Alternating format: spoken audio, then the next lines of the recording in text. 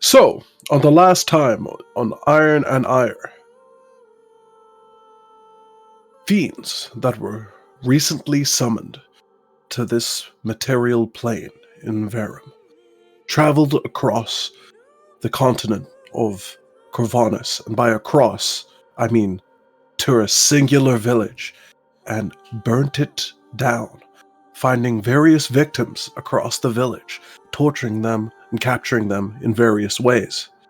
They came across other demons and fiends, discussing their plans and machinations ahead. Trouble announced itself as a bunch of rambunctious heroes tried to protect the village from the fiendish attack. In this combat that had great back and forths and problematic moments, the nefarious acts of the fiends were almost halted, but by the saving grace of a summon and their own hellish and devilish and demonic might. Yeah. They smited them down, moved ahead, tortured the grand hall where all of the civilians sat, discussing with them a few topics. The maestro themselves, the bard character in the game, convinced a few to join sides, or join the side of the fiends before they teleported back to their home base, which they took an inaugurating glance through, learning all of the bits and pieces through it. The forge, that's the only important bit, and then other parts where we'll probably use for storage. We now sit in one of those storage rooms. Okay, cool. All right, inspiration for you. Thanks. Appreciate that. That's awesome. Nice storage room. Anyway. All right, so basically we're at the point where you guys get to spend some patience, as well as get to explore the different aspects of the Iron Cage, what facilities it can provide. Then once you're ready to move forward, you may assemble in the throne room for your patron and master hath summoned you. So I guess the first thing that we'll go over is the forge, the only important room, apparently. Hell yeah. Get this party started. So essentially... Did we have a slave room? Yeah. Yeah, But- that's also an Yeah, important it's a storage full It's slaves. a storage room for people. What about the reading room? It's a storage room for books. Storage room for books And slash- scrolls? and Oh. nerds. Bunch of fucking nerds. Anyway, Well, Scat, see you later then. I'll put you here. okay, so let's go ahead and just get started on the. We went over the slave slots, right, for your ally slots. Yeah. Okay. Yes. Yeah. We went over that. None of you are a guild merchant. The prestige class. Okay, I'm just checking. I immediately respec. I'm kidding. Go ahead. Okay. All right. Cool. So, okay, we went over the slave slots. Okay, so now we're going to talk about the soul market. Ooh. And how it works. So when you devour a soul, you can choose to either use it for nourishment, or you can expend it on the soul market. The soul market will give you coins of various value that have the life energy of the life stream itself, representative of the soul that you exchanged, that you can use for various things. You can use them for with fiendish merchants and shopkeepers. You can use them in crafting by expending them to infuse your armaments with soul magic and things like that. It has an entire array of uses. It's the main currency of all those wicked things. So Abaddon, the Abyss, and the Hells. So I believe you guys got 4 souls? Because you didn't kill 2 of them, right? Because you wanted slaves? Let me make sure I want to... We got 3 slaves, Yeah. and How many people did you So- eat, so- Nob? Only Two? one that matters. Only one that matters? Okay. Wait, so normies don't have souls? They do, but their souls are of such low quality that it takes a lot of them to equal anything of value. They're like a Big 5 L cent to- coin. Just do a whole town. Yeah. Big L to the normies. Big L. Okay, so let's go over... Normie soul is 5 cent coin. Cool. Nice. That's spelling currency. Come on. You guys don't know it. No, yeah, nobody knows what you just said. Okay, never mind. I got it, bro. Okay, Thank you, he knows. Yeah. A fellow Commonwealth brother. fellow Commonwealth. For the queen! Oh, rest in peace. For the king. For the king? Oh yeah, for the king. Oh yeah, Oh yeah, because isn't it yeah, King 'cause- Charles now? yeah, she's Not for gone. long, but yeah. Yeah, not for long, but yeah, he's around. Bro came in. Sorry, no, don't distract. Gaming. Got it. Gaming. Keep the All right. politics out. So let's go ahead and start with the soul market and your starting wealth that you have to deal with. So you have all the items that you found, but you can also use the soul forge. You can also use your slavery, your slaves and stuff, and you can also collect souls. So you can store souls here for other usage. You can have them converted to currency. For the sake of ease, let's take the first soul that you found. What was the soul of? Remember, you'll have to keep track of the souls that you have so that I can cross-reference them, because I won't be able to remember everything, Okay. most likely. So which soul did you take, Nob?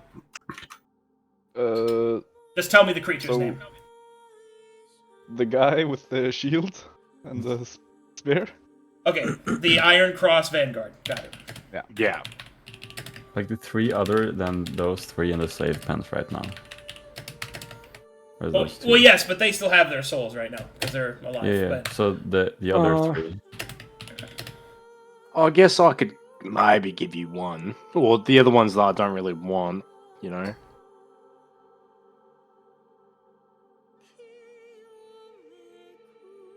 okay, well, let's start with the first bit.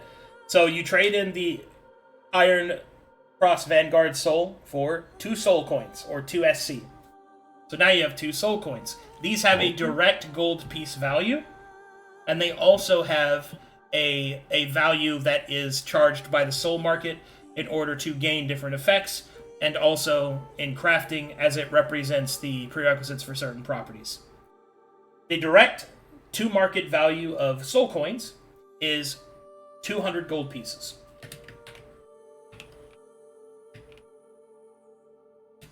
With me so far? Can we buy soul coins with gold? No, you can only buy soul coins by exchanging souls into the soul market. So each soul coin is 2 gold. No, 200 gold. Oh, That's the direct market value. So, for example, if you found a cultist who has a lot of gold, and you guys need gold, because soul coins aren't an acceptable currency outside of, wicked creatures, then you could exchange your soul coins for that much gold. And then you can use that gold. But you can't exchange gold for soul coins. The reason this will be relevant is if you find yourself in a situation where you have to use subterfuge and you want to use bribery, well, you can't give soul coins to somebody who doesn't understand its value or know how to use it, right? Also, it might reveal you're a fiend. So you use gold in that case. You guys kind of get what I'm saying? Yeah. But generally speaking, if you use it at a market that recognizes its value, you can use one soul coin is worth 200 gold pieces. So, now that we've established that, let's go over the next bit. Let's talk about patience. You remember I went over patience a little bit in the previous session, but patience is a major resource that your party gets. It is the patience of Agamemnon. So, patience is your ability to be revived after death, your ability to be reconstituted after banishment.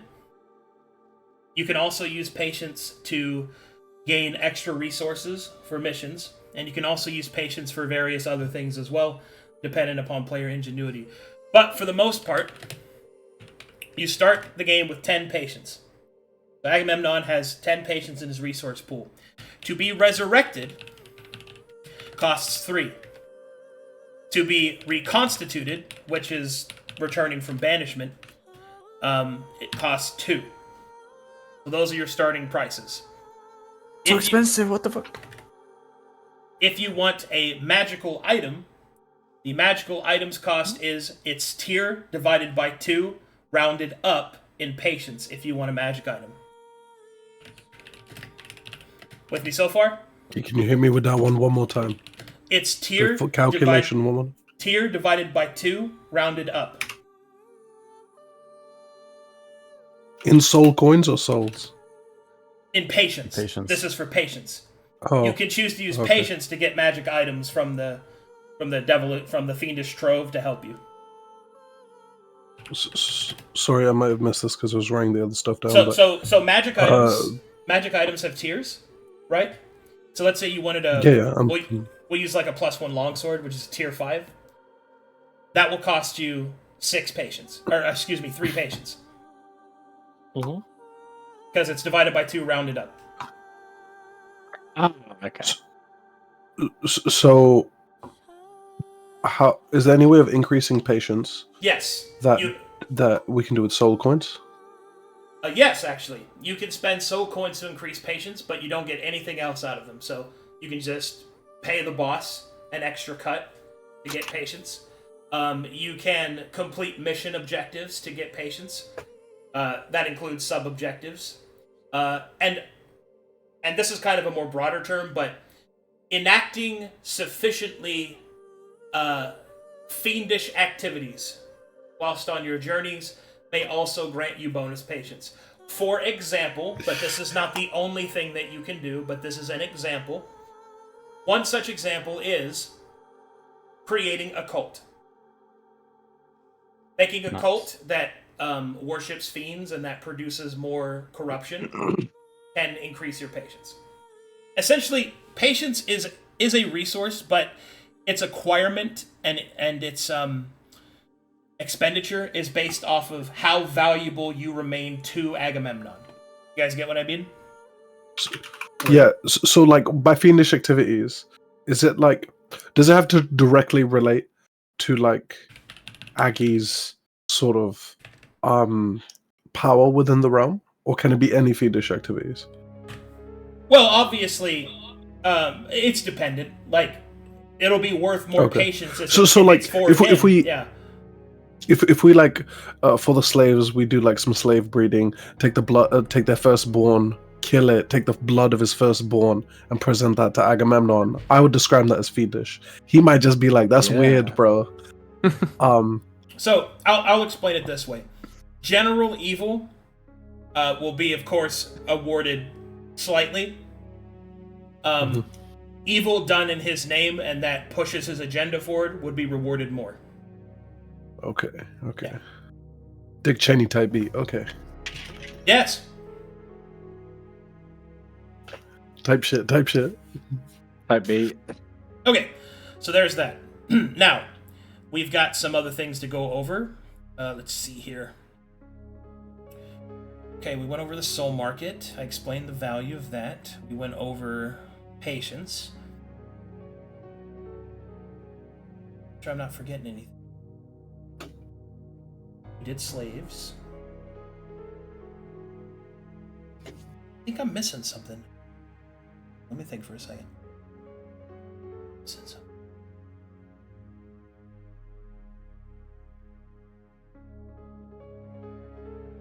I think that's everything. Can't think of anything. Oh! Right. So, okay. Unsanctioned teleportation costs patience. What that means is that if you use teleportation that is not strictly for the mission provided by Agamemnon, it will cost patience to use it. Did we convince him for it to be free?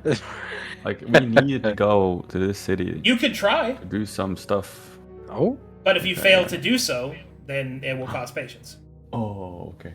on top of the patience it would cost to even teleport. No, but then we wouldn't do it, right? Because we got told off and Oh, he got fair mad enough. at us. Bro, Oh, bro, this is lame. like having a boss in real life.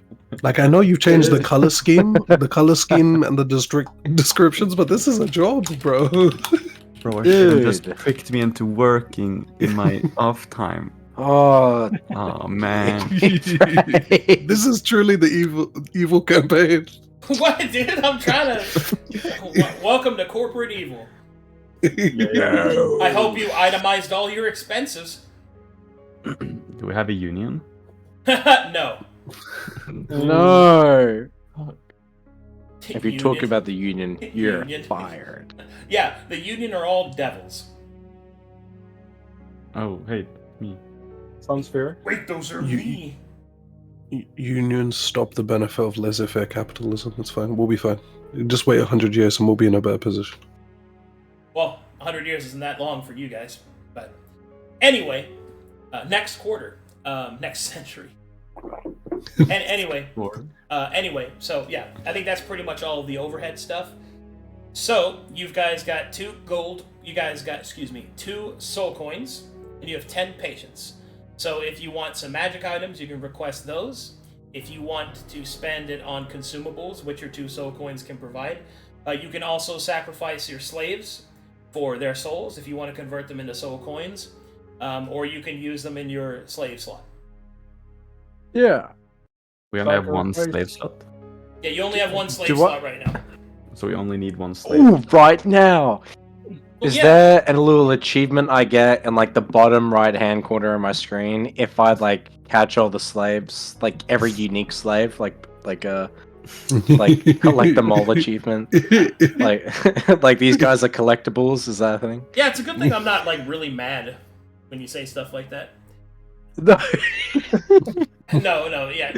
No, there's no achievement for it. But, Oh, guys, this might be my like fucking Ludwig von Mises, but like I think it's better to own the means of production than the wealth itself. Like it's better to own the slaves, I think, because you can just, if you accumulate the slaves, the cult gets larger, and then we'll get patience anyway, and the patience translates to better stuff. But essentially, That's very your prologue's done, so now you guys get to set up for your next mission. You guys can fill in gaps of any weaknesses that you might have, you can get consumables, things like that. So you mentioned something along the lines of starter equipment last session. Yeah. So like what we wrote up based on the budget. Yeah. You guys Or get is that this- as the reward, as the monetary reward for your prologue mission. Okay, so we don't have to spend coins and patience to get that. No. Okay. But if you want a magic item, for example, then you'd have to spend patience. Okay. Do we just add that stuff to our own inventories? Yeah. Okay, cool. You should be able to. If you can't, I can get Cape to help. No, it should be good. So if I spend like most of the starting budget for a magic item, I still have to use patience to get it? I don't understand what you mean. Because we had like 3k or something? Well, yeah. So do I need to spend party resources to get my conduit sword, or do Well, I that's a just- masterwork property. It's not a that's not a magic. Magic item is the next tier above masterwork. Huh? Okay, so magic item. Wait. Magic items are Masterwork better is than fine. masterwork. Masterwork's Okay. fine. Yeah, you're fine. Oh. Magic items. Okay. So the reason why magic items are really valuable for you guys is because you don't care about exposure. So the normal limitations that they have don't exist for you. Could I get like a tier 10 masterwork? No, the limit is tier 5 for masterwork items. For your starter Uh-huh. gear, that is. Yeah.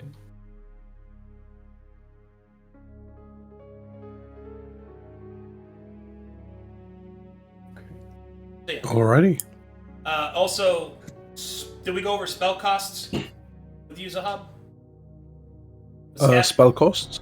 Yeah, the costs of buying spells. I have the notes from like the wizard page on the wiki. So spells cost 100 gold pieces per spell level, if you want to purchase them. 100 gold pieces per spell level. Okay. Yeah. So if you want to supplement your spells, also you guys get access to fiendish spells as well. Oh, Yes. There's some pretty good stuff. what is it? What is it? Can you elaborate on this, perhaps, perchance, if you may? Yeah. So Fiendish spells. the first spell that you get access to is Hellfire Ray, which is an augmented form of Scorching Ray that deals Hellfire damage instead of fire damage, and it has the unique aspect that if it defeats a creature, that creature immediately makes its death saving throw, and if it fails, you reap the creature's soul. What the fuck? That's sick. Yep. But that is the same level as. It's Scorching Ray? it's basically an upgraded version of Scorching Ray. It has all the same parameters otherwise. So what happens when I reap somebody's soul? You store it. Remember how I was saying earlier that if you have a soul Yeah. inside you, you can choose to use it for nourishment or you can regurgitate it for soul coins? That's what that means. Yeah. It's basically Sure. the ranged ability to reap a soul, because Scorching Ray is a ranged attack. Normally, reaping have a to- soul requires adjacency. Like, you have to, like, literally suck it out of them. Okay. Okay, this Oh. makes sense. But it only works if they die from the attack, right? They have to die from it, yeah. Or more specifically, So if they are defeated by it, they must make a death saving throw, and if they fail that and they die, then it reaps their soul. It should be noted that special characters can have 2 or even the equal 3 death saving throws that you guys have. But it's a way for you to farm souls off, like, mooks and shit without having to be in danger. So do we know that one already, or do I have to buy it? Yeah, that's the free one. That's the one you start with. Oh, okay. And that's I didn't level know 2? The level 2 spell, yeah. Hellfire Ray. Okay, so I'll add that onto my downtime to investigate the other fiendish spells. Yep, Okay.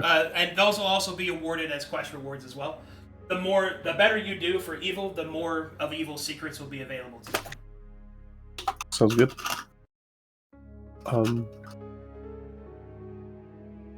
Okay. Sick.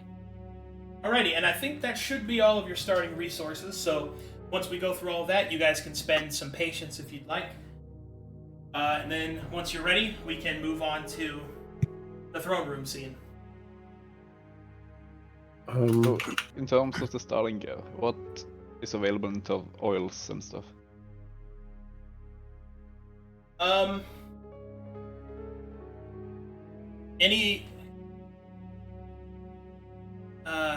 Just make a list from the wiki that you want, and then I'll give it the old look over.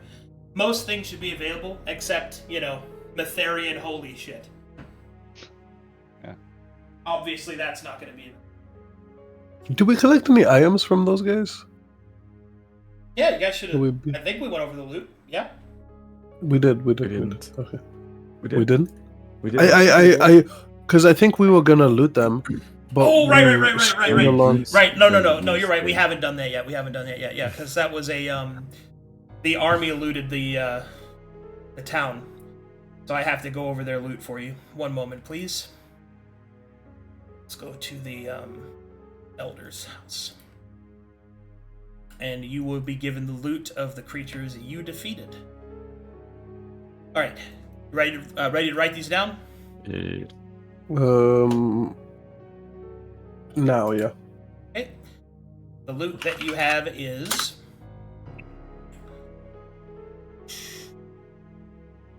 2 tier 7 masterwork hand crossbows,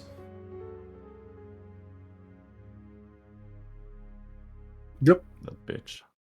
That one dose of Poppy's Kiss, Oh. Rose, Mm-hmm. a masterwork silver salt robe, That's sweet, bro. That's drippy. Silver salt. a staff of stars, Uh-huh. let's see here, a masterwork anointed dagger. You, gross. Let's see.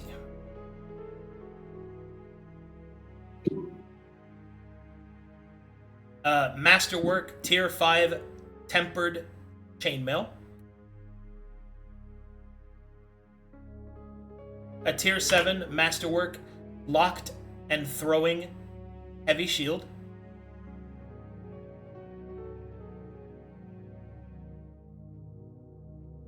And a Tier 6 Masterwork Spear with the following properties: hilt, notched, and bladed.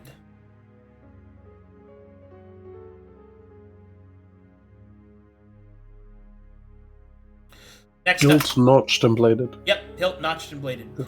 Next up is a Tier 6 Masterwork Greatsword with the conduit property.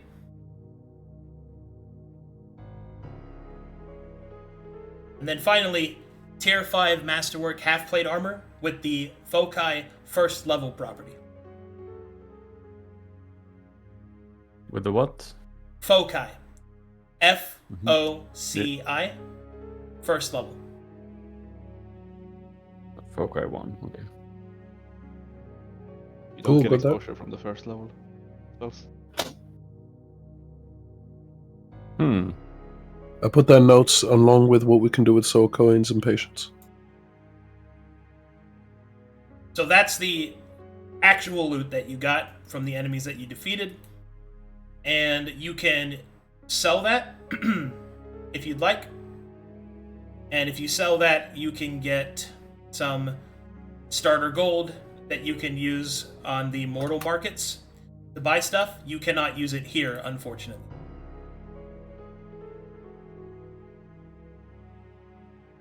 Anyone want any of this shit?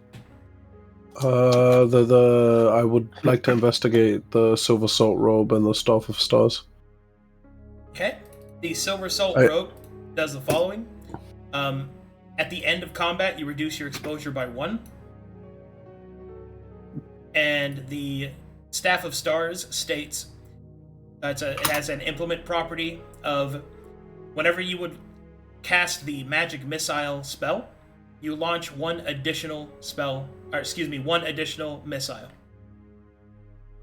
Does this work with my scrolls and sigils? Negative. It is only hard-casted spells because it's the implement. Okay. So, if you set the spell, yes, but not if you use a scroll. So if I set the spell with the staff, okay. Yeah. That has marginal use for me. I think a lot of these items would function better as like fodder for building the Colton slave force. For example, the guy who's addicted to Poppy's Kiss. Once he's like broken in, I can imagine that the added sort of reward of a Poppy's Kiss potion, or the use of giving him his like crossbows to fight alongside us rather than against, might be quite beneficial. Yeah. Mm-hmm. The other items, we can potentially find people. We can have like a B team. We can make like a B team of like people who like wear like demonic fiendish masks and go out with strong items and beat people up in the night. Yeah, you can totally do that. Completely up to you. Sounds good. What the hell did you just do, Cratzzy? What did you just do? Did you just like open your nose and lip, put something in there? What are you doing over there? Oh, he just did this. He just did this. My man. You got there. Have you guys heard about snooze? I don't know what that is. It is It's nicotine which you put under your lip. It's very nice. Oh. It's like smoking, but inside. Oh my. Lung damage. I see. It's like smoking, but none of the damage.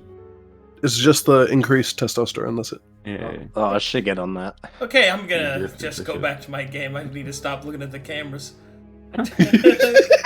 We do not speak about the camera. The last thing I saw was fucking Zahaab's impressive collection on top of his shelf.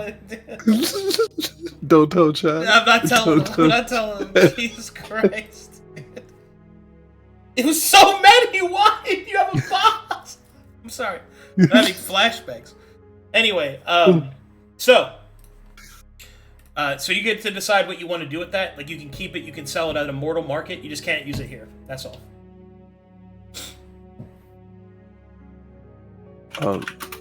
In our beautiful smiths, perhaps, like, say we have a great sword with conduit, could they, like, reduce the size of the great swords? So this is kind of like a hard rule across all game mechanics. Any item, if you want to add something to it, you have to reforge the whole thing. You can't add stuff on top of it. And if you break it down completely, which means you lose the properties, you lose any other unique factors as well, and it's smelted down to its base parts. Okay, so sell it then. Yeah. Is it sometimes beneficial that the base parts are like super rare? Oh yeah, like mithril weapons, for example. Like if you found like a mithril weapon that none of you guys would use, but one of you guys would benefit from a mithril weapon, then you would break it down and then have it reforged. But what I'm getting at is that you can't directly take unique stuff that isn't a part of the base materials. Is that always as obvious as something being named Mithril X? Or is it like sometimes potentially in like the Staff of Stars, one of the items that went into making it is like it's really quite rare, but none of us would notice, and it would be best to ask the Forge people, like, hey, is there anything amongst these items that... Okay. Yeah, that's a good practice. Have them look it over first. Because some items can achieve their unique like, basically, if you see anything that has like a unique property, or a unique look, or it's named, for example, you want to get them to look at it. The Staff of Stars is not like that, because that's actually a mass-produced item for the Abacus, but generally speaking, just you can have them look it over. And I think it'll be fairly obvious if it's made out of special material, because I'll have given it a description. Or if they have gems in them, you can have the gems taken out. Like, for example, I believe the... I thought there was a gem in one of these. I guess not.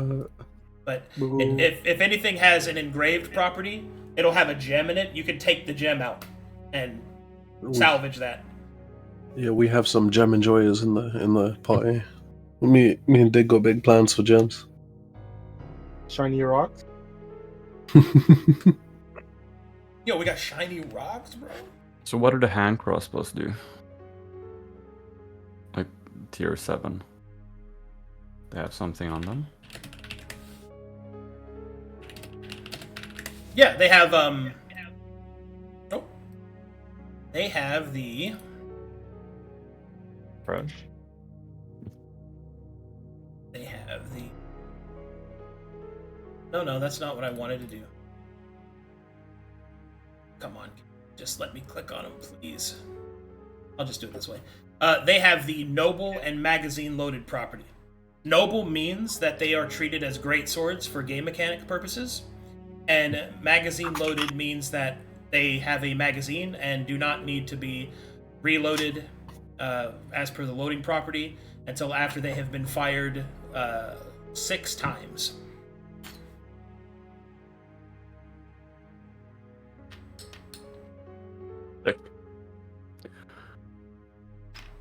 They are pretty good if you use hand crossbows. Yeah, who needed a ranged option? Zlade. It was Zlade. Does handbows stream for decks? The decks. Nah, I'm good. Cool. Cool. I think my deck is terrible. Yeah. Would you like to continue?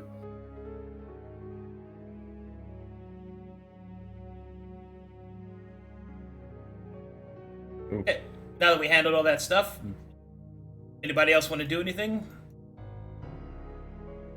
There's one question I had. Regarding our fiendish, devilish, demonic bodies. Mm-hmm. So last session we came across big Bouge, right? Who is just Yeah. like a more greater version than I am. Yeah. Is that something that we can try and become, or is that just part of like Yes. leveling up? So, remember the other option from souls, other than turning them into soul coins, which is you devour them for nourishment. Doing so will add to a hidden tracker. That once enough has been added, I will do a Pokemon/Digimon style roll chance, and if you roll well, there's a chance you will evolve into a greater fiend. So this could be stuff like you gain all sorts of new powers, you can become an entirely new type of creature, all kinds of stuff can happen. Right. But I'm for this. I will tell you, it takes a lot to evolve. So. Okay. So, Good thing I'm a what? monk. Yeah. So, a question before we continue, and this might mean that our characters we need to do something before we continue. Is there like a in-game equivalent that like we got all this information at this point in time? Like do our characters know of all of this stuff too? Yeah. Okay. Yeah. This is explained to you as you're given your orientation. Okay. And he's gesturing as if moving forward. It implies that we're going to move on to the next arc of explaining things, or onto the downtime. As in, after you've finished acclimating yourselves, meaning that we have this conversation out of character, you guys will go to the throne room and meet Agamemnon and receive your first mission. But okay, so this is. But then after that, it's preparation time. Okay. So, from here on, this discussion, I'd really prefer if we do it in character. So I'm going to go back to that. Sure. So Scat, Stan, sorry. Yeah, but Anybody just else? one thing. So the list of notes is fine. The prices are correct and the items are available. And let me check. I'm guessing that a monastic fighting style is in the preparation parts, if any. Hold on, I'm reading. Yeah.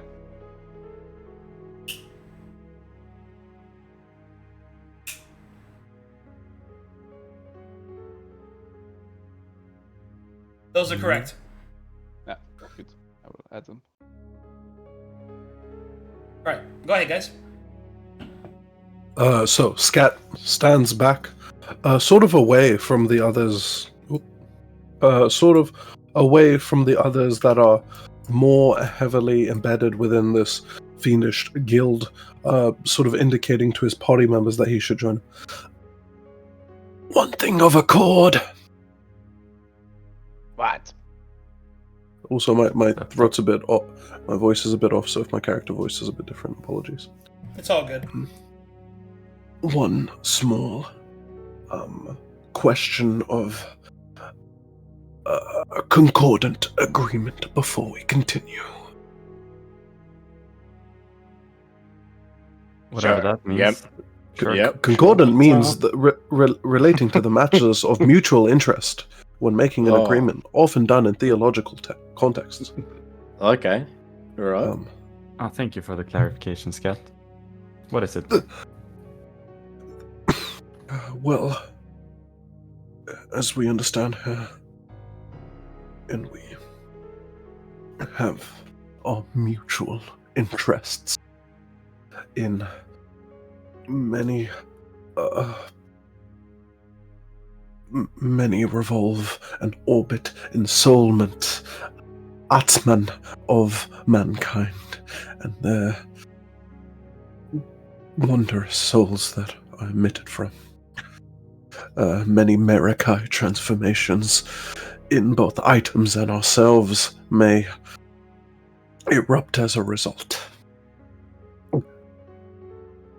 What do you think of a contract in dealing these souls and such out? Patience and all such things should be agreed on beforehand. I only understood the last sentence you said.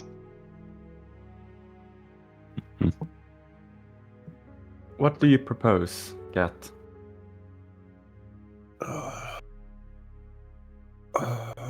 In order to avoid some rapturing in the covenant we have here, I guess a covenant should be made. So, as fiends act, to the winner goes the spoils, but this isn't meaningful in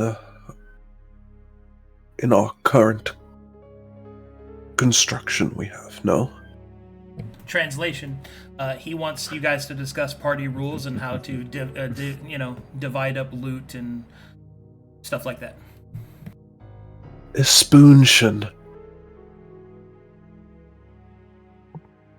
That's the exact. There's a word that means exactly what you said. What? I googled it. It's spoontion. A spoontion. Fucking hate I might be English. pronouncing. I might be pronouncing that wrong, but it's a spoontion. So maybe there are some. And he says this. He doesn't have eyes to illustrate his feeling towards it, nor a nose or many facial expressions that shift. But even so, you can see the smugness across his mouth and the twinkling on his sort of cranium screen when he says this. Devils, daemons, amongst many devils. And it is often our requirement to contract these things. Sorry, to write contracts for such things beforehand. So, The Bone Devil actually makes sense. Well, I agree. normally I just take what I want. yes. Yeah, same here. Well, then both of you must swear an obligation to stay away from this all too human nature. I agree. We are above them after all. Avarice is below us. Not really. I mean, In such I a get what blind these guys are sight. trying to do. Dude, I just want to say that response was so funny to me, dude. Like, not really. He says all this shit. I'm sorry, continue. Yeah. I mean, what will you provide? You must agree that to consume the soul as it just perishes is quite myopic. No? Especially as with this hellfire spell we have, what if I, per se, cast my hellfire ray? Annihilate 3, 4, 5 enemies, collecting their souls, all to myself. Wouldn't this be quite discordant and dysgenic for our party's future?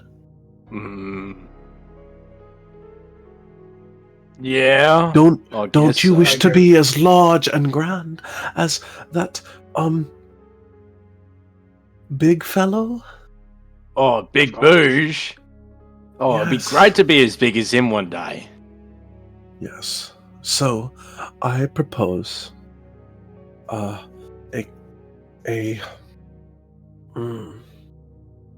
some indentured contract, one in which we're all obligated to rank each other's performance, each mission, and split the spoils accordingly. Right. Before we sign this, I'd much rather be able to just quickly read through everything. Indeed. So I can understand exactly what I'm trying to sign here. You are literate, aren't you? Quick look at the intelligence. 10? I'd say that's literate. So Scat Oh. shows you the contract written out as he has a scribe kid, and he's really proficient in such things, and the contract is just similar to how he speaks in whatever hellish tongue he speaks in. He uses all of these long, lofty words and really contracted, strange sentences. You're trying to look for a full stop, and you just see semicolons and other punctuation you're unfamiliar with throughout it. But the gist is what he is saying. Pretty much what the contract will say. After the mission, each one of us ranks everyone else's performance, top to bottom, except for our own, and whoever, and then we tally the points. For example, you'll rank 5 other people. For each person who gets the top rank on somebody else's, they get 5 points. If you rank 4th, 4 points. If you rank 3rd, 3 points. 2 points, 1 point. Tally them, and then there's a normalized shifting scale to whoever gets the loot, with some loot dealt about a third, split between everyone evenly. I have a spreadsheet that does this, so don't worry about actually doing math, guys. Is there any of this? Is it all equal, or is it lenient towards devils, or to just you? Does it favor you in some way? Give me an intelligence check. I actually don't know how to. I actually don't know how to deal with this. If you guys want to do inter-party rolls, we can. Would you like? Oof. Okay. Okay, you see the poison pills through the. Okay, I go. You see the poison. You see the dig. You are the only one that notices. This entire document's just filled with poison pills. You realizes he the minimum threshold actually only shifts to somebody who, if they get enough, if you get like 3 rank 2s and rank 1s, you actually lose your minimum requirement as well. If somebody gets 3 rank 5s or 5s or 4s, they get that minimum requirement to shift up, so that minimum threshold so amongst the deal that he described to you guys, it's true. But the underlying thing where everyone gets some loot, that kind of disappears and shifts around as well. Okay. Can you post a spreadsheet? Also, if you die, Yeah, I haven't finished it completely. Oh, okay. I have the function that I'm going to use for it though. But it's in math. Do any of you guys know calculus? This is. I'm not gonna lie. This Zahaab? is some devil shit. This is some devil shit right here. So Zahaab actually, like, his character is ratting out the player for duping us. I'm ratting out my character right now because he rolled the 20. As you read it, you can see that like there's this shifting of wealth across the party for anybody who like dies This or underperforms consistently. For the most part, it has some serious issues. All right, But can be enough to be corrected with a few scribbles out. But you can see that there were a few ad hoc things. They were positioned such that you hoped nobody would notice. You've seen this only shit before, notice Dick. this. What do you say, In Dick? character, Isaac glazed over. He doesn't care. He signs it. Looks good. No. He tells the party it looks good to me. He threw away. Yes, I'm here. Thank you. You know, Yeah. as a slaver, Thank you. seems good to me. And as a sign of good faith and generosity, Scat signs it second. I'll sign it third. We slavers are known for getting up contracts and signing them out. Mm-hmm. I have to legally explain why owning another person is cool. Oh, that is clause 63. All slaves shall be guided by the slaver. Yay! Subsection C. People that own slaves are very cool. Exactly. Would you like that in writing? I've already. Huh? You see him actively writing it down. He's just writing out his signature. signature. He's just writing on the document. It's like a chicken scratch as well. It's there we horrible. are. Take care of that real There we quick. are. Yeah, nice. Mhm. Straight up fair Jacob took care of that. Yeah. Oh yeah, I've written it in red marker as well, red pen on a legal document. Use the crayon.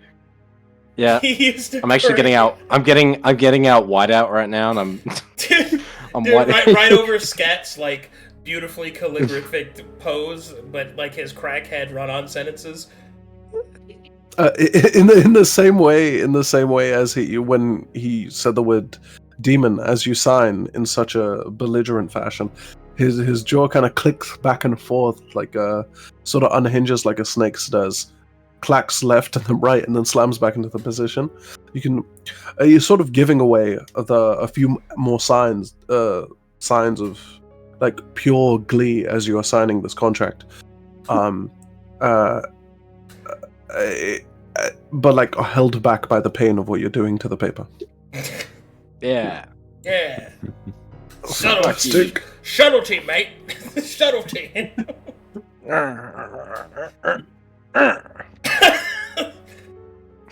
So it's a meritocracy then? Is that what you're proposing?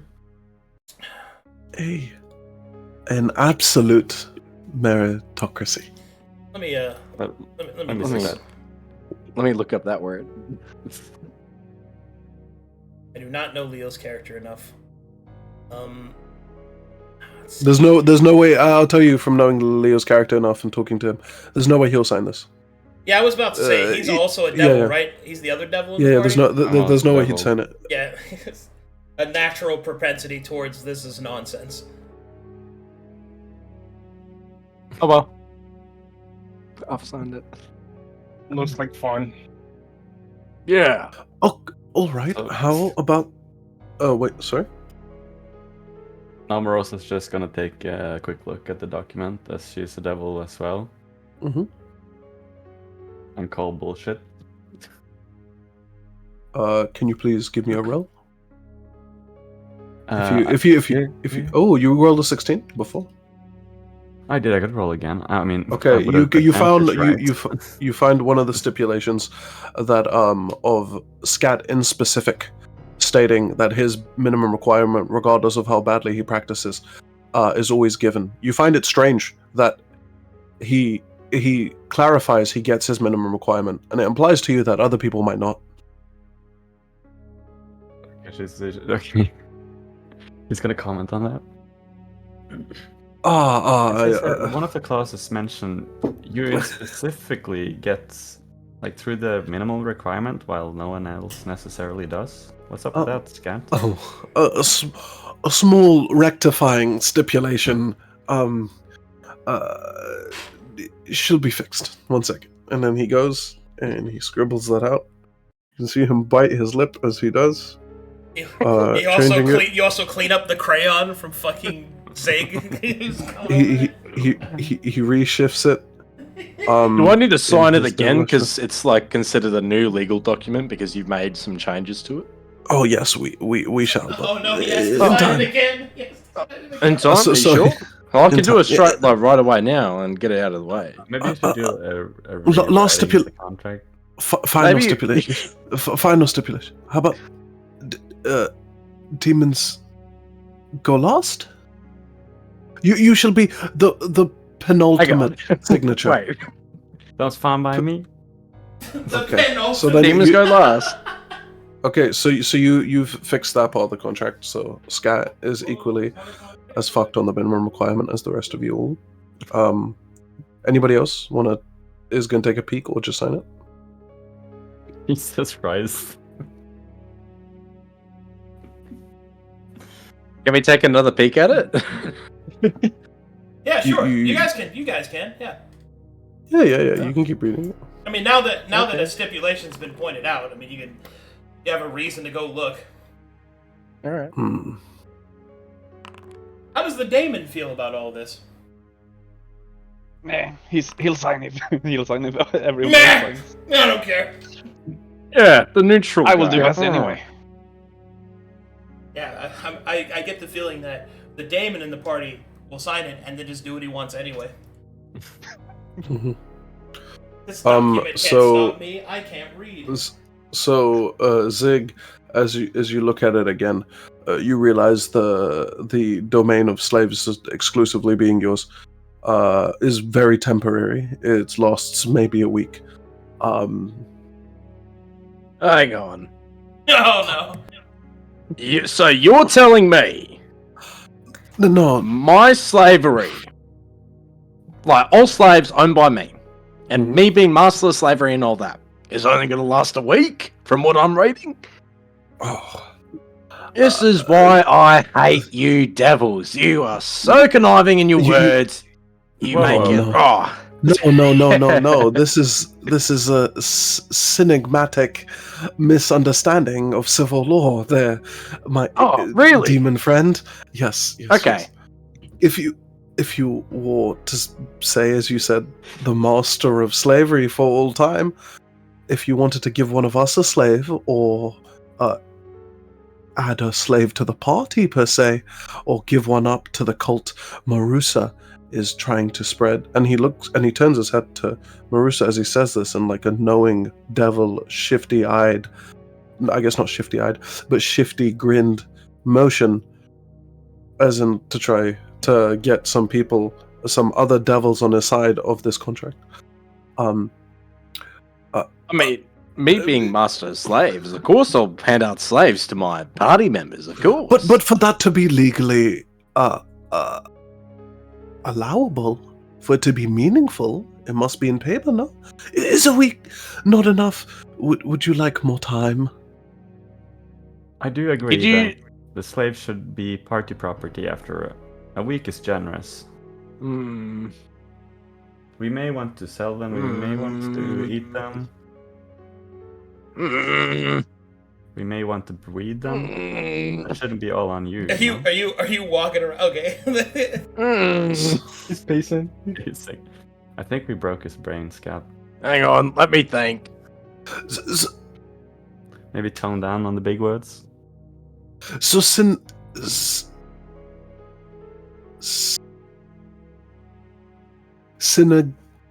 All right, Sping. You don't have to walk. You don't have to like zoom across the map. Right, I'm done with the thinking. Synalagmatic meant or means. I don't know Zig. what that word means. It simply means reciprocal contracts in nature, that we're obliged reciprocally to help each other in the in forming this slave stable and maintaining its order.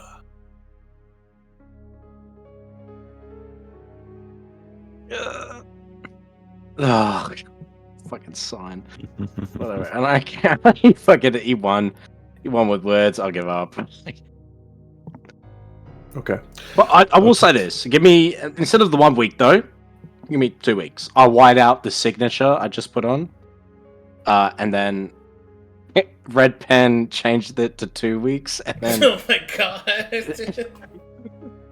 and then in the blue pen, I put my signature down. Realized I made a mistake with the signature, white it out again. Actually, no, I'll cross it out and then put in like a green pen. Green pen, my signature. And then I'll do a smiley face. Guy grits his teeth so hard, one of them cracks out of his face. You see him spit on the ground. Sorry. What's up? Nothing. And you see he's a little bloodied from biting his teeth during this contractual discussion. All right. Fine. All agreed? Other than Gabriel, of course. I'm sure we can make a secondary contract in time. Is there any sus bullshit left? As I described before, the minimum still shifts. So the minimum makes it sound like everyone gets a minimum, but really it's just a description of a third of the loot being shifted more towards certain people who get certain scores within the party. That's it. It doesn't. It's weird because they shifted differently, but it seems as if it only benefits those who get more score of all.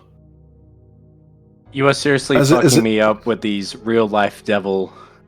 So if somebody scores low consistently, they will Yeah. be completely fucked out of loot. So if somebody's just having like just a horrible luck streak, they're fucked. Yes, Pretty much. The dice. you've signed it. We've all signed it. You know what? Yeah, I'm fine with that. I'm fine with that. It adds a little bit of spice to a hardcore campaign. You know what I'm saying? Yeah, more There's a little bit spice is of needed. Spice. So we're Yeah, all it's like that. choosing the. Well, one last Let's go, right? stipulation before the paction is committed. Upon party voting, going forward, it shall be weighted by your by how you did on previous missions. So say in the previous mission, somebody scored a 5, whatever they would like to do is weighted by that amount. Okay. Okay. I'm fine with that. That's fine. Okay, so it's a shifted democracy. So Yeah. say we come onto a decision and we're like, oh, I want to go left, I want to go right. The person who wants to go right says, I want to go right. It's actually 5 points for them to go right. Say everyone else in the group wants to go left. They're outvoted and we have to go left. But they have a lot more voting power than say the person who scored 1. Yeah, no, that's fine. Fantastic.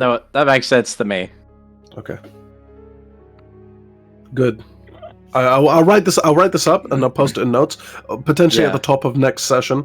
I'll have it formally described. I just didn't know Yeah. we'd have all this soul coin and patience and stuff. So I'll Yeah. I'll type it up. Oh, that's cool. Okay. Cool. We're locked in. Alrighty. Yeah, Morosa will probably sign it. Hey, he's here. Oh, he said he can sign the contract now. You have to read it again. Okay. No. Gabriel. Wait until he gets up. Yes. Anyways, we might Okay, get going. Yeah, Leo, you're there. You locked in. Yes. So locked in. what you've missed so far is we've been described how patience and soul coin works, and the two different currencies we can use to get items and other things. And Scat pulled the party aside to write up a contract on how the loot will be divvied up through the party, and voting rights are included in this loot onto decision making and such for the party. So so everyone else has signed it but you. They've investigated it and clarified and fixed a few stipulations in the contract that suit themselves. Pretty much the way it functions is after a mission is completed, we'll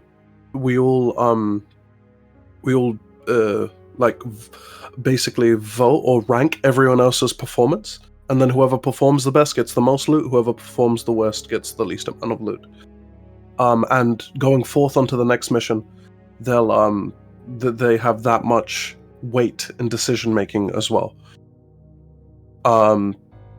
Now it comes onto Gabriel's turn to sign this contract. For those of you in chat unable to see the cameras, Leo, as soon as he joined the call, he was just doing yapping motions with his hand through this whole description. No, you're good. I was listening the entire time. It was very interesting. It's just you do that to me. You would do the same thing to me. It's fine though. It's fine. It's all no, good. I He's would. gonna I sign. would. He's gonna sign. He's gonna sign that shit. It's fine. Okay. He's gonna sign that shit. Cool. Yeah. Thank you, Gabriel.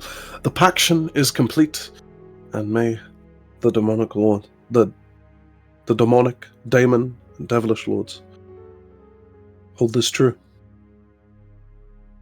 Does anything special happen when a bunch of devils and demons agree to a contract? Hold on. So, as it is a contract signed, it is annotated, and it is also, I guess you would say, notarized fiendishly. Heavily.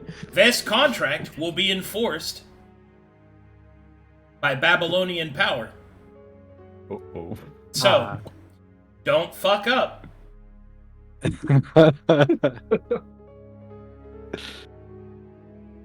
Okay. All right. So you better get the spreadsheet printed out, bro. I'll get it. I'll get the contract and the spreadsheet prepared and send Easy. it around. Absolutely. Okay, so now that you have finished getting everybody signed up, what would you guys like to do next? Off to the Agamemnon's chamber. Okay, that's better not south. Waste his Oh, so- patience. Let us pregrinate. Yeah, can we use patience after this, right? Yeah, Yeah, don't you have guys after get to Agamemnon. prepare after you receive your mission. Yeah. Mm-mm-mm. Let us go then. Onwards. Sweet. Yes.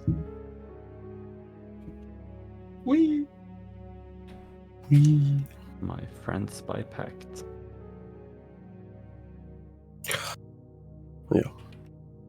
The best thing you missed was Dig completely understanding all the poison pills in the contract and signing it anyway. And not telling anyone. Yeah, just not Although the getting poison- It's fine. Democracy is also a big problem, but it's fine. Oh, we fixed it in the contract. Oh, no more democracy? Yeah. Well, Nice. it's like weighted. Who has the most weight? The person who performed the best on the previous mission. Okay, that's understandable. But that's then decided good. by people's claims. That's decided by committee. Okay. And we're all the Nice. committee. Nice, that's fun. Okay. Such a fucking... We just keep This giving it to way, Dig. dude, We just keep giving D- it to Dig. Dig was the only one who saw the simping clause, and he decided to not mention it. Oh my god. Okay, Okay. loading the map.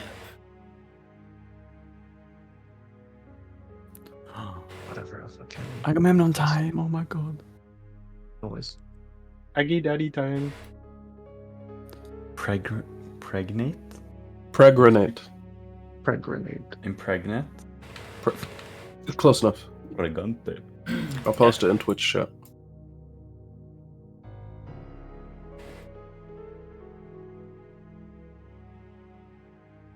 Okay, let me know when you guys are loaded.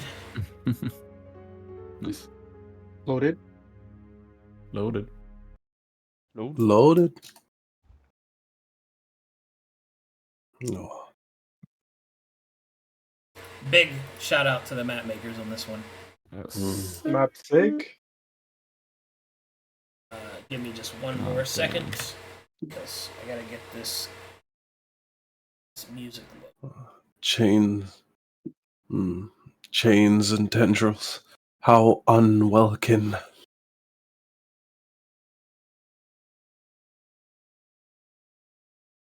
A throne fit for a demon lord.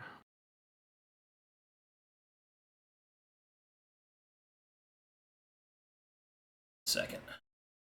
God damn, who made this though?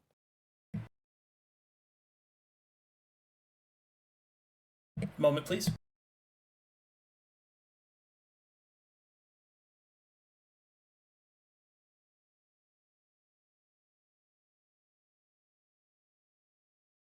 Loading.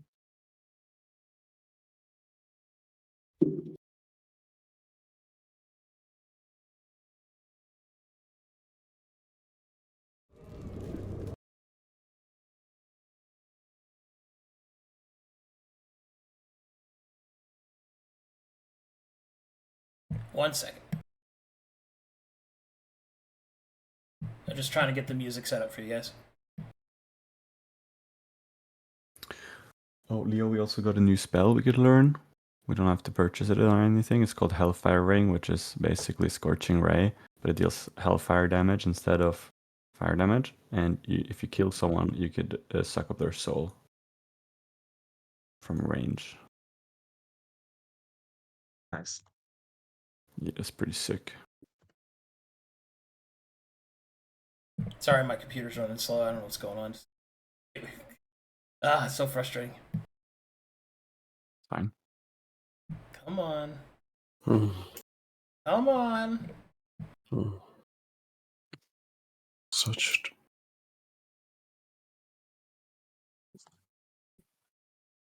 a funeste oubliette. Uh,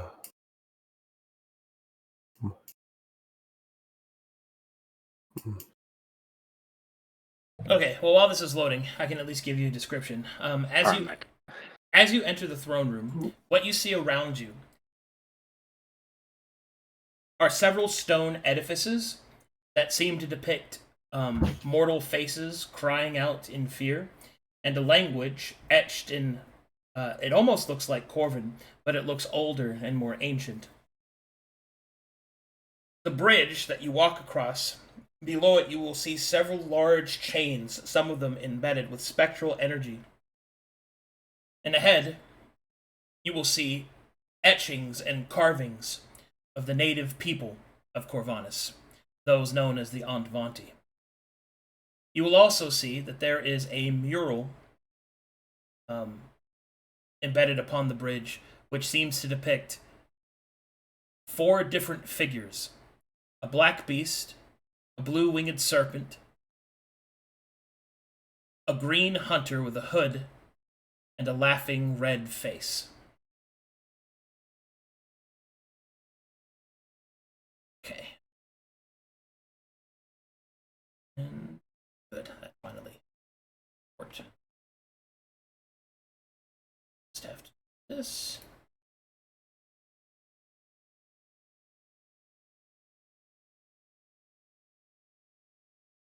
This.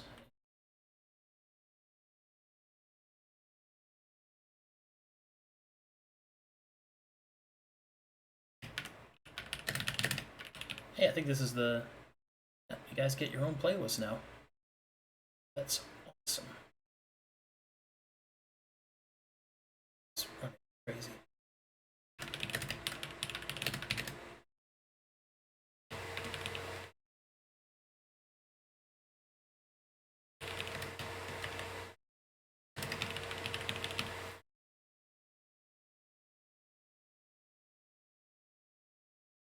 Choose.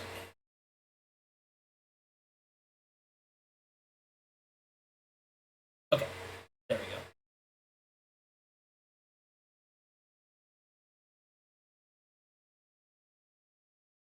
You know if you guys hear this now. Yep. Okay. Yeah. Yep. That was fast. Yes. Nice. Okay. Map is active. You may move forward. La di da di da Hey, di this place is da. nice. Nice decorum. I really like the vibe it's got. Swar, have you walked through such few nest halls before? No. So Alright. When you get beatific in lament. When you get here, you will see that there are doors here and there are walls here, so you can't see what's inside these rooms. Damn The it. doors are ornate. They are carved and covered with opulent gold and gems placed within the fiends' faces. And above, you will see something is written in Antvanti. That's just like a special word for like infernal, right? That's like No, freaking read it, right? Antvanti is the Oh, native language for Corvinus. We can't read it. oh, unlucky. Oh, Okay, keep oh, going. nice. Pretty decor. Am I able to cast spells from the spellbook that I gained in the last session, or do they have to be from my spellbook? You can cast from another spellbook. Yeah, you have to prepare them, but yeah. Oh, so I don't have them prepared, so I can't cast. But if they're ritual, you can cast them anyway. Comprehend languages I think it's ritual. Yeah, It but is. it's 10 It's minutes. gotta be. Oh, Let's go. guys. 10 minutes? Sure. He won't bring this up or pause. He'll just continue moving with the others. Okay. for later investigation. Whoa. All right. So when you get to about here, you can see that there is an audience chamber for those who would go to sit to await their turn to approach the throne. There are chairs made out of mortal bones, flesh crafted and grafted for comfortable seating, and an array of lumbar support by actual lumbar. Nice. Nice. I thought Really that was nice funny, too. ergonomics. I'm glad somebody got a chuckle out of that. Ergonomically set up chairs. Yeah, ergonomically created for your ergonomics. You will also Nice. see that there is a portal here. More banners depicting the presence of the same murals. Another one over here as well. And then finally, there is an approach to the throne. Is this entire area on the right like complete? Is it like grayscale? Do we see that effect like Yep. in character as well? Yep. Nice. Morosa will take a seat in one of the comfortable chairs and await her turn. Gabriel's just gonna bask in like the yellow of the portal and just be like yellow, like a freshly won sun, rising over a freshly won battlefield, celebrating our win. Perfect. So what can he see through the portal, potentially? Or is it just like, you can't?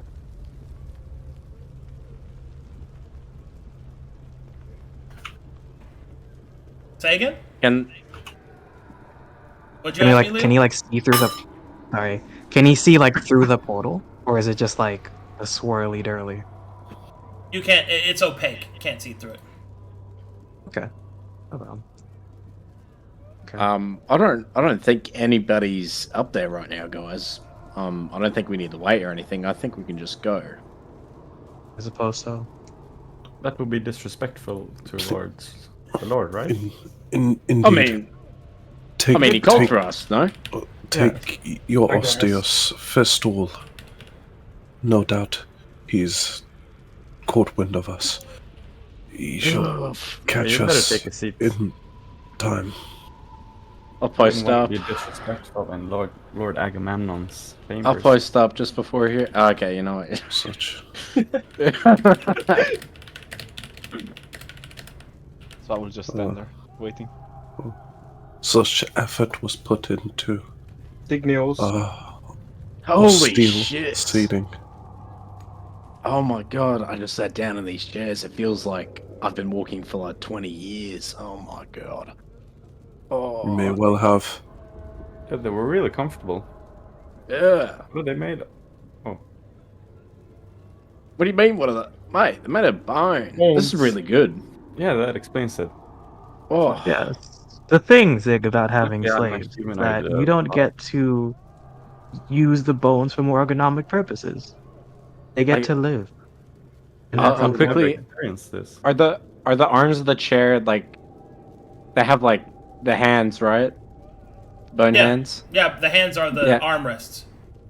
Yeah. Okay. Can I like sneak off like a chunk, a small, like the first knuckle of the pinky off?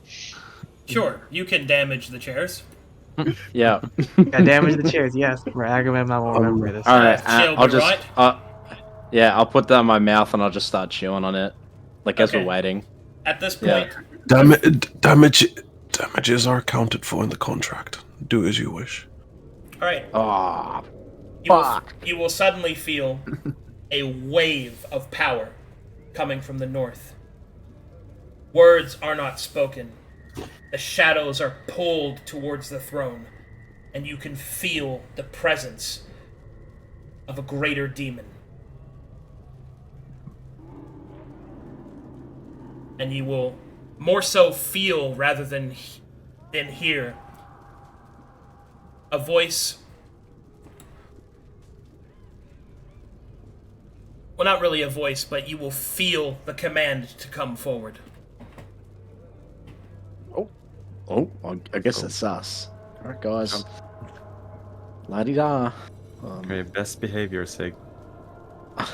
Before we go, I think I'll try and desperately put the chunk of pinky back onto the chair before we go up. Oh my god. Hey, what are you doing? Hang on. Hang on. I need to take it out of my mouth and just try and put it back. It doesn't get in fit trouble. on. Oh my gosh. Right. Okay. All right. Fumbling, get a move on. All right. Let's Okay. go. Alright, Come on, guys. What are you waiting for? let's go then. All right. Do you not? Was you not taught the etiquette Okay. Hold on. of genuflection? So I have some stuff Nah, to describe as you guys take steps Oh, here. shit. So as you'll see, the floor here is made out of warped flesh and bone. Born. So it's kind of like hardwood floors. That actually, have you guys ever seen one of those tables where there's like a scene in it and it's covered in that like tree wax and then it's glass is put over it so that it's like Yeah, like the frozen wood in ice? lacquer. Like a Like the lacquer. wood lacquer, yeah. It's kind of like that, right? Where you can see flesh and bodies have been lacquered over to make a smooth, easy to clean surface. You can also see Nice. whatever the fuck these things are. You will see that they are made of metal. They are covered in a sort of bone carapace.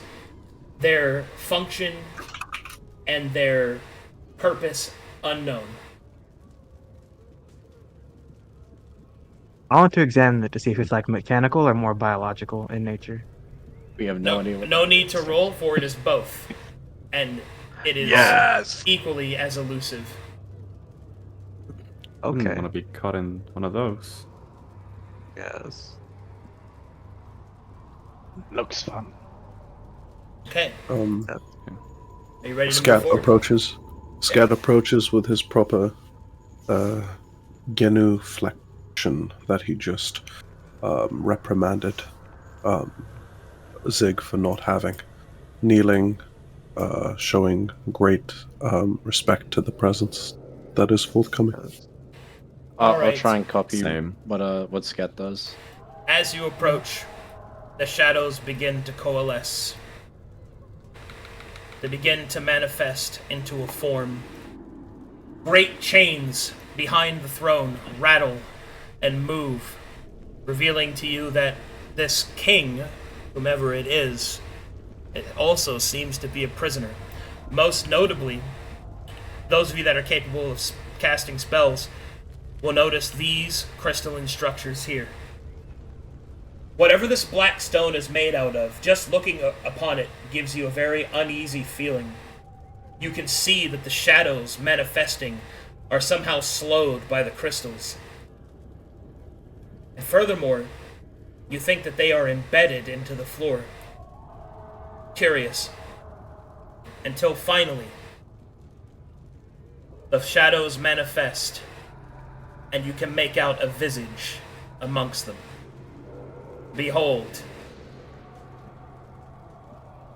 Agamemnon, the Whispering King.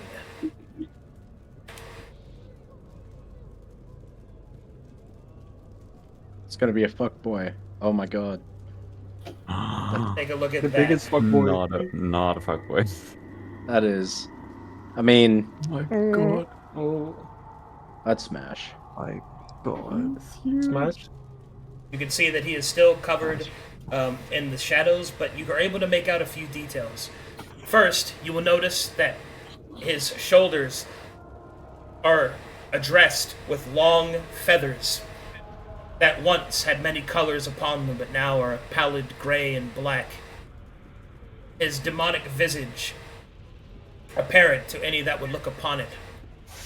And then, as he has manifested before you, he shall speak. Bialani, Zimo Panalith. Welcome, servants of the Second Lord.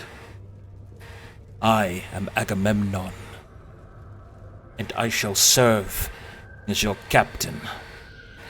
I have been told that you are useful servants.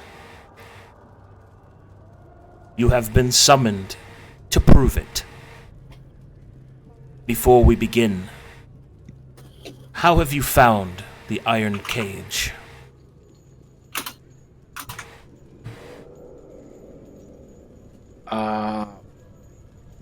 I think we all have found it, my lord, very exciting, very cool, a new change of pace, really.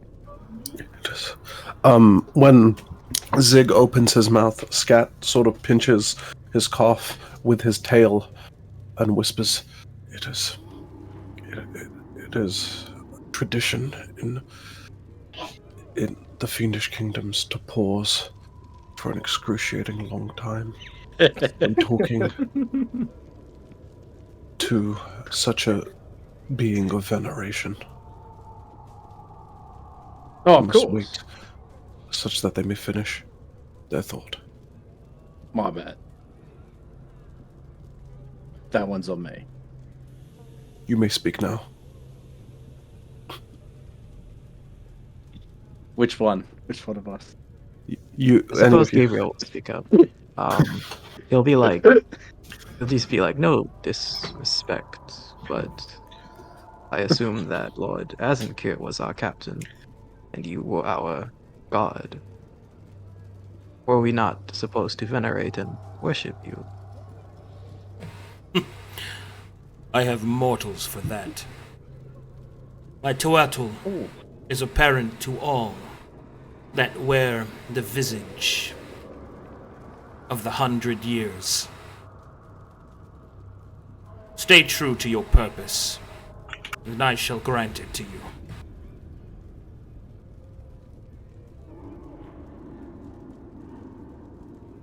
Apologies, my lord. What is meant by the visage of 100 years? The mortals that live not beyond it. Humanity.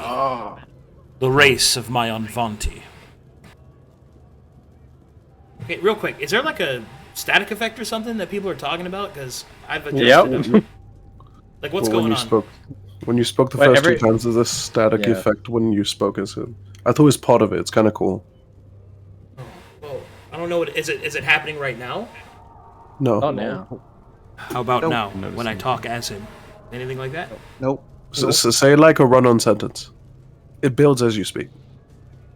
Building up, I kept going forward, my toes seeking the ground. No, it didn't happen then. Maybe when you got close. Is that just the music? Maybe when I got too close. All right. Well, all right. If it's fine for everybody, I don't want your experience to be ruined. Anyway. He answers your question that he's referring to the visage of mortals only living about 100 years.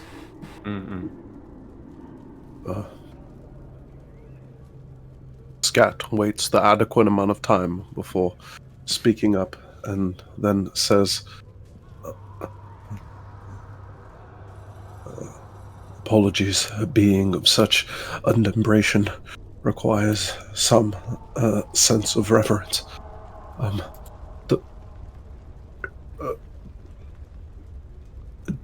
Is it that you speak a rekindling of the prelapsation of man? Prelapsation being the time relating before the fall of Adam and Eve or any fall of mankind. The creature will respond. The focus of all that I have attempted is that my Anvanti might reclaim their place, and my colleagues returned to their thrones, and a proper lord over it all. You needn't concern yourselves with personal veracity. Instead, concern yourselves to be useful tools in the coming war. This continent has suffered far too long under the yoke of a child goddess, completely unaware of the machinations of true evil. There are movements in the shadows. There are whispers in between the words. There are things that have been forgotten that should not have been. And by the Tuatl and the Giskarvinhandent, I shall find my way forward. The first of your many tasks are as follows. And with a singular shift, you will see the hand of Agamemnon shift slightly. Perception checks as you see it shift.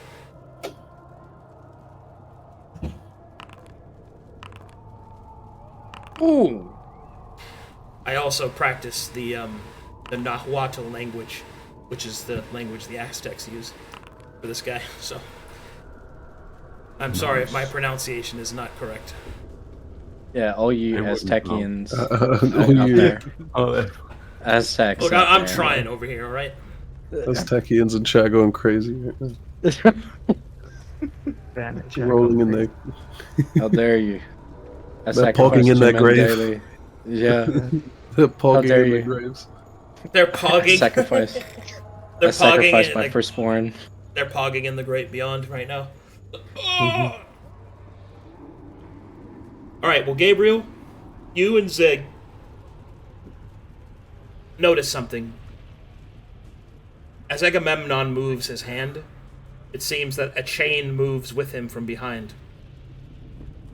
It seems to be showing great effort in order to even shift, to pull on the chains.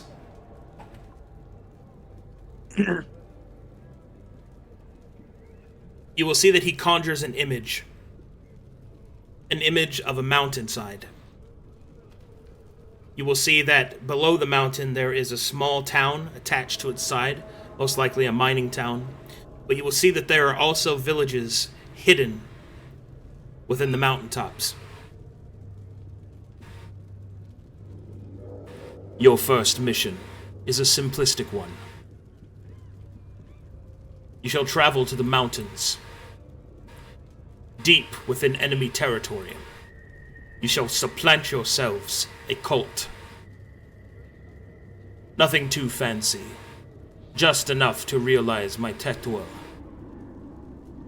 Once this has completed, you will task them with the pacification and assimilation of the town that the mortal foreigners call Downfrown.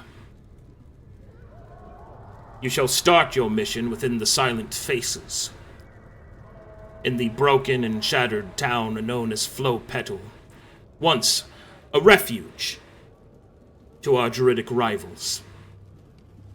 Their loss shall be our gain. Do you have any questions? How do you feel about diseases? Scat cringes and him not waiting long enough. Zlade doesn't care. Clarify. Well, diseases in the use of warfare, battles, Good. weakening. Use them. Understand that the purpose is to create a cult that may continue their divine reverence of myself, but that their presence will serve as an attack point for further assaults upon the followers of the child goddess. Be noted that there is a heavy Metherian presence within the area. Her followers had recently conquered the town. The garrison that is being built there no doubt will provide some resistance. But you are useful tools. I am sure that you will find a methodology. Once it is destroyed, you are to reassimilate it, and through the concourse of whatever methodology that you deem worthy, you are to turn Downfrown to our cause. Preliminary divinations have revealed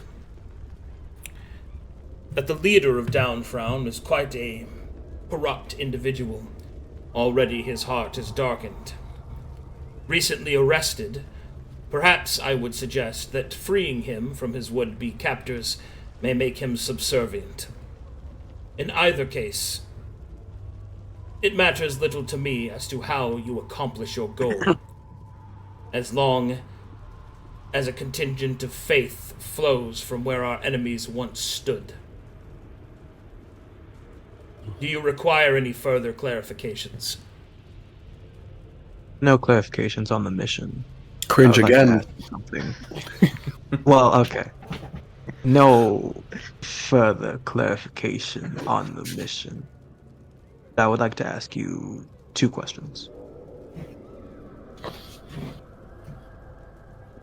Speak. Who is your biggest enemy besides the childish goddess? You will see the creature will narrow its eyes.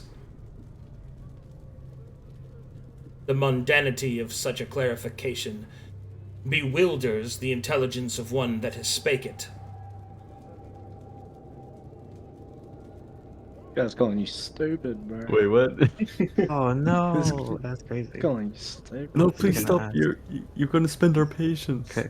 No. Oh no, not the patience. Your Okay, cool. second He'll question?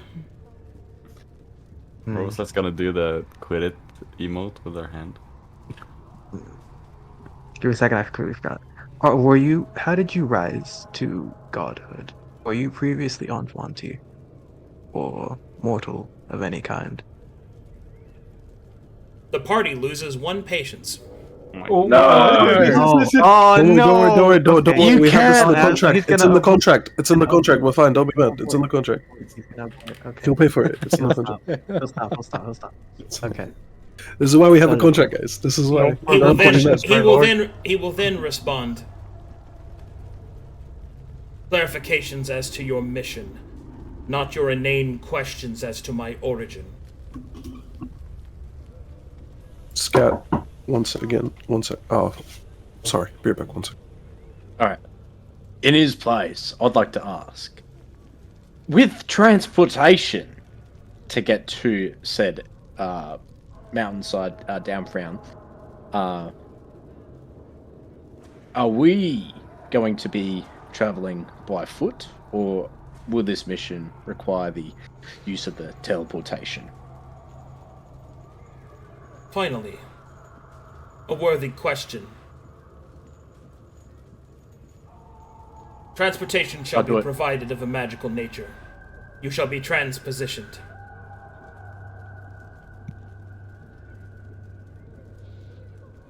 Alright, that is cool.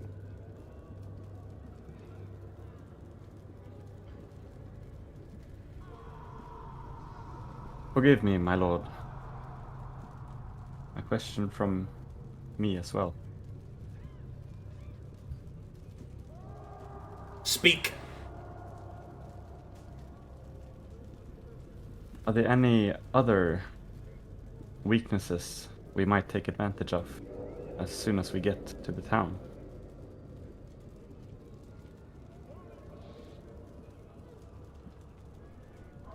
Divinations have revealed that the conquering of Flow Petal was thorough.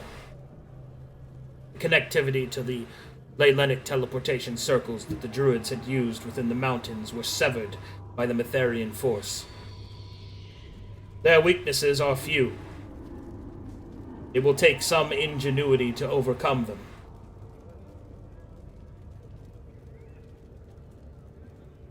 I suspect, however, that the current situation within the Pale City has caused confusion within their upper ranks. Perhaps one may be able to use that to their advantage.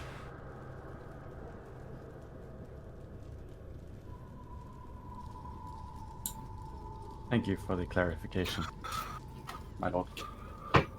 And by the way, Scat, while you were, I don't know, AFK or something, we can use the teleporter to get there. Obviously so. Yeah.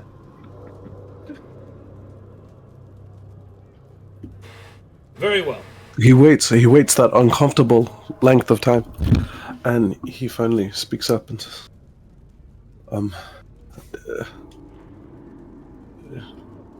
to this great Imperium, I ask,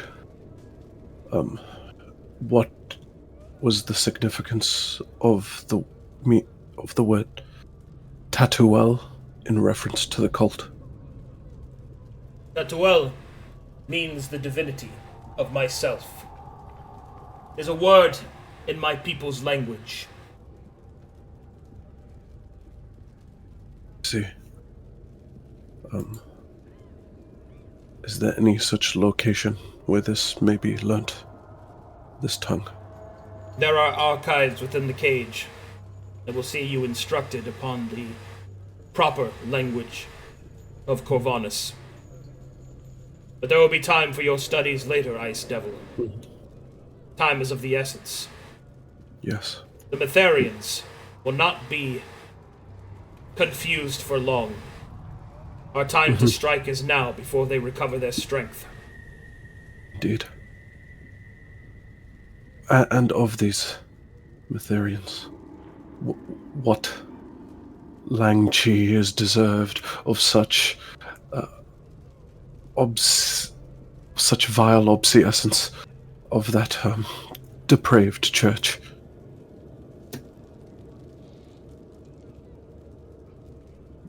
How should we torture these people? I thought that's If we what catch 'em. obsolescence meant, but I had to go double check.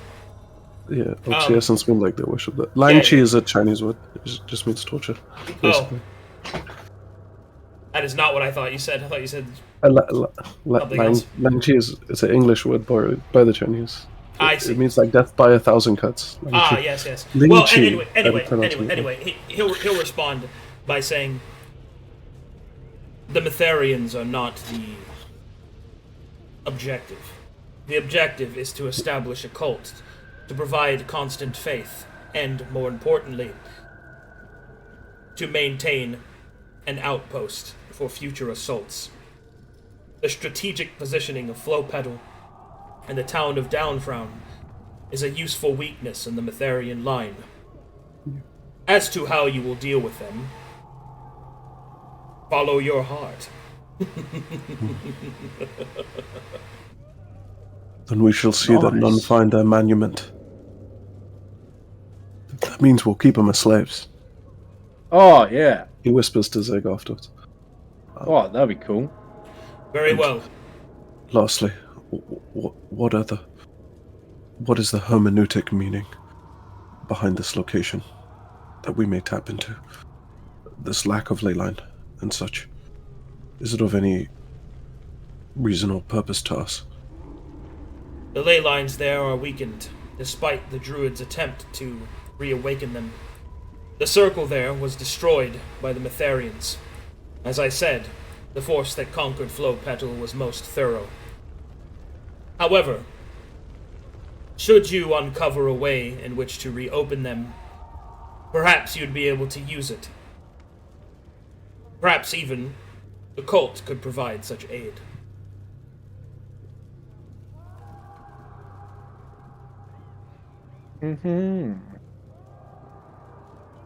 Thank you. You have your mission. Make your preparations. And then speak with your captain. He shall see to the teleportation. I expect great things from you, Babylonians. Do not fail me. As you come on, my lord. Of course, my lord. Bows. Sir, yes, sir. I do a very dramatic bow. Go. So, in keeping with the tradition, Scat sits in his genuflect position of kneeling, head still planted onto the floor for longer than everyone else, showing a higher degree of respect as they walk out. And he holds it for a little longer and then leaves. Can I do a history check on Agamemnon? On two things in regards to him. Yeah. How he ended up chained up, how he's respected by other demons within... he's a devil, right? How he's respected amongst other devil, the rest of fiend kind or devil kind. No need to roll. I can explain this. Oh, okay.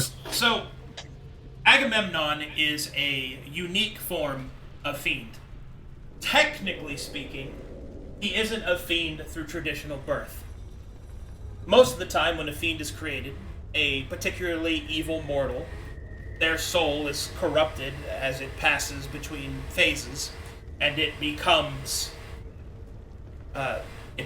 whatever fiend representative of its sins, right? Which is the case of all of you, with the exception that you're traveler souls, but we'll explore that later. That is not something you know in character yet. But Agamemnon, from what was explained to you, or what you would know of, is one that was created through another means, which is probably why he still has such a heavy connection to his mortal upbringing. Hence, he's wearing the clothes of his people, he uses their language, he exerts care for their mortal selves. So you guys are made of evil. Agamemnon is evil in the way that a mortal is, through choice. Ew. And through that particular... You guys get what I mean? I get it, yeah. Yeah. So he's kind of like a facsimile of that. And furthermore, you are Babylonian fiends. You serve the actual Lord of Evil. Whereas Agamemnon rules over this small bubble, which is Corvinus.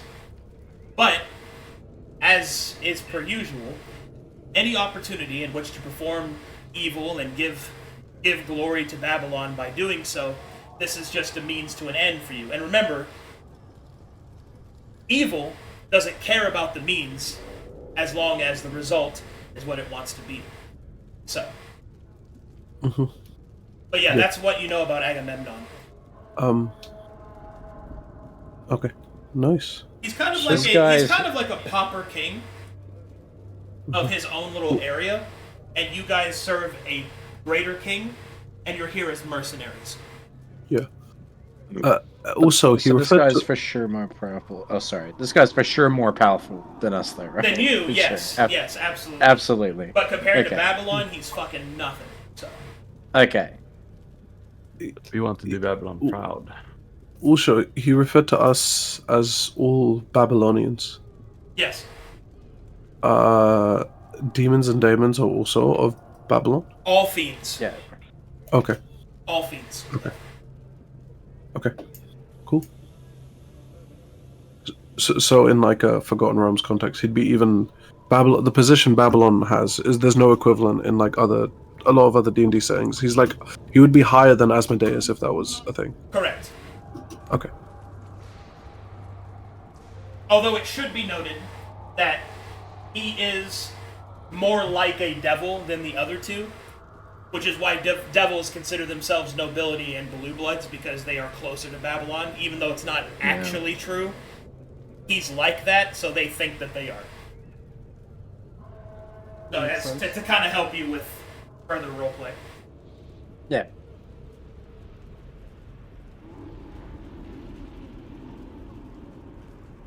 Thank you. I think One more thing. Sorry. So we have to talk about faith checks real quick. Most of the time, a mortal uses their faith to call upon their deity. They can do that within certain circumstances. So much like how the Metherians can't actually call upon Metheria because she's unavailable, you guys can't call upon Babylon with faith because you know he exists. You don't have faith. Yeah. You have facts. You guys get what I mean? Yeah. It's kind of that juxtaposition that you are already composed. You are Babylon's presence, right? Yeah. You can't call for more of it unless you use the spells provided in order to do so. However, that being said, you still have a small sliver of his deity power inside of you. So those of you that are clerics, which you guys have a cleric? Yep. No? Who's later. your cleric? Gabriel? Gabriel, right? Yeah. Yes. Yeah, so Yes. so as a cleric, you don't like say prayers to Babylon for your spells. You just use him inside of you to just make it happen, right? So so you can still function in faith in that way, but that's how your faith is calculated. Does that make sense? I wanted to make sure that you have an idea of what your unique perspective is. Yeah, that does check out. I was like, I imagine it as like, just kind of like that's his own thing, I guess. He just kind of embodies himself, and that's how he kind of calls out the energies of the lines and stuff. Yeah. He uses his own energy. Cool. Great. Yeah, I've got Babylon blood in me, and I'm a sorcerer. Is there some level in which, Agamemnon's privy to our personal conversations, even when we're outside of the cage? How privy he is up to what he can enforce. Damn it. So do I have a certain level, like, as soon as we leave this place, if we start all talking smack about him, like, would he be aware that we are? You don't know the capacity of his powers. Okay. It's probably a safe bet you don't want to do it here, because even if he doesn't hear, somebody else might, and then they go tell him, right? Yeah.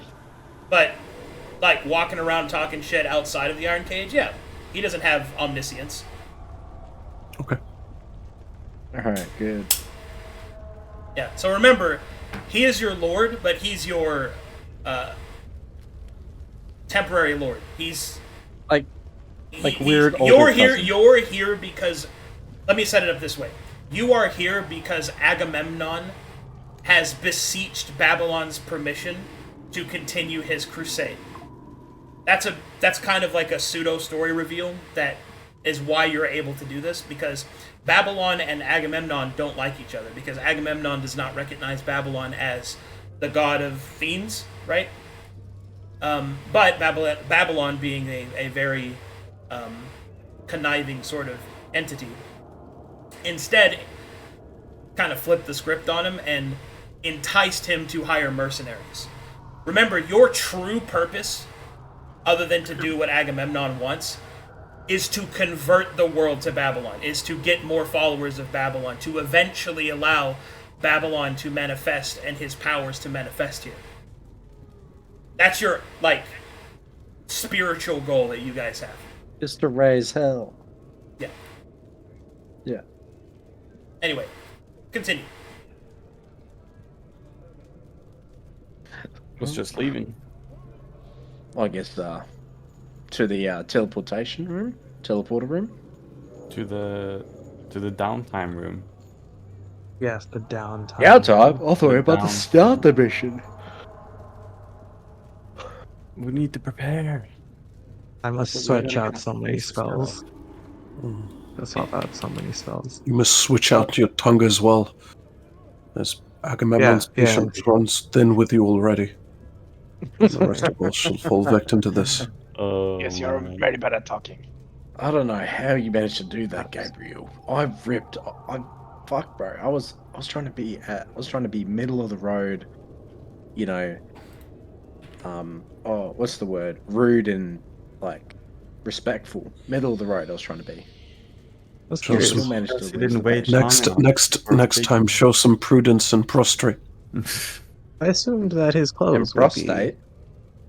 of his previous life, but I didn't know he would take full offense to that. I don't know. Should we care? I don't think we should. No. He's not. Anyways. Hang on. You know what? I'm not going to say anything. I'll wait until we leave. Okay. Okay. Share your thoughts. No, Okay. I think out of the safety of myself, I think I need to wait and leave until. I do until mean we're out of after we leave. I do mean There you after go. we leave, yes. here. Okay, cool. How you got a shred of Babylon's essence to call forth your powers, it's beyond me.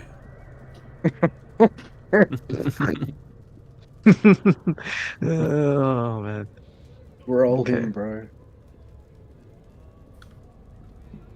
Alright, to the teleporter.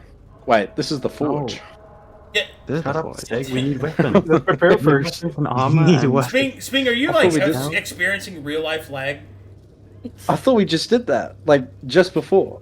No, I Before we explained went to how the the throne. resources Oh, okay. Never mind. so that now you can actually spend it. Okay, there you Because go. you have to know what your mission is first, so that way you can spend your resources properly. According to the mission. Okay, got you. All right. So yeah, so just to make sure nobody like misunderstood what I said, here is your current mission. All right, here's your quest log mission. This is what it looks like. Your mission is to destroy the outpost of the Mytharians in Flowpetal, and from that, produce a cult that will assimilate Downfrown.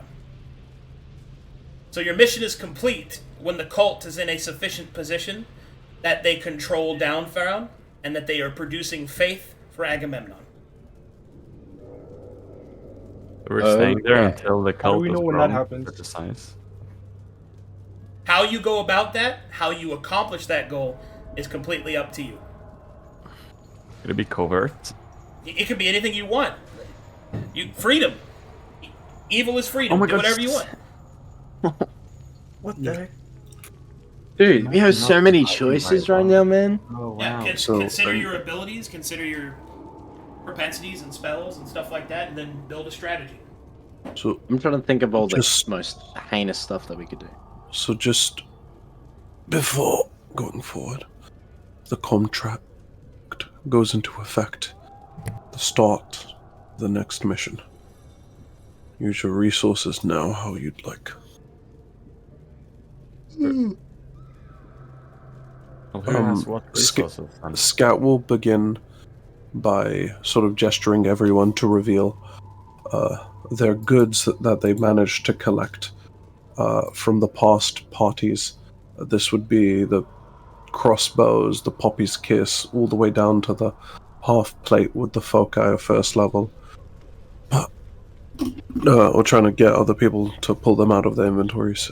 Just, perhaps we should ask what ingredients may be laden within these, so we know the full array of our options. Oh, yeah.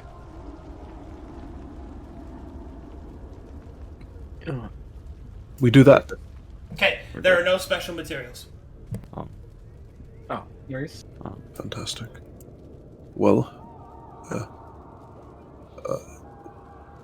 who requires Oh, use? sorry. The robe, it has silver salt in it, and a stock of silver salt can be produced if the robe is destroyed. How much is a stock of silver stone worth? Depends on the market, but relatively 100 gold or so. Okay, how much is the robe worth as is? A robe's worth as is about 100 gold. I would like the staff and the robe, please. All against?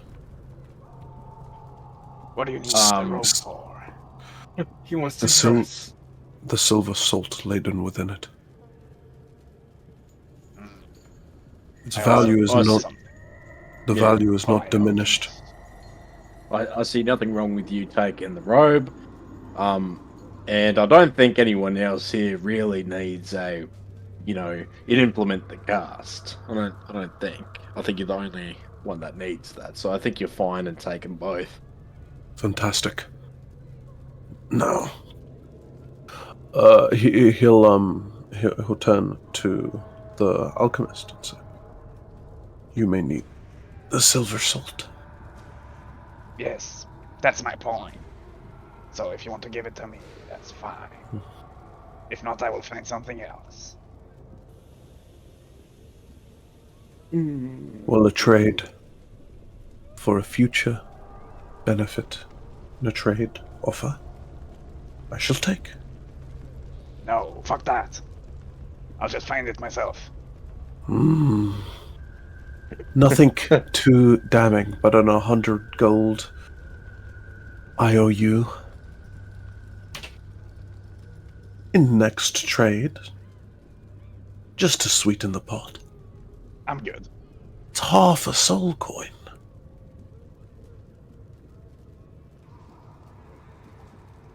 Yeah, so sell it.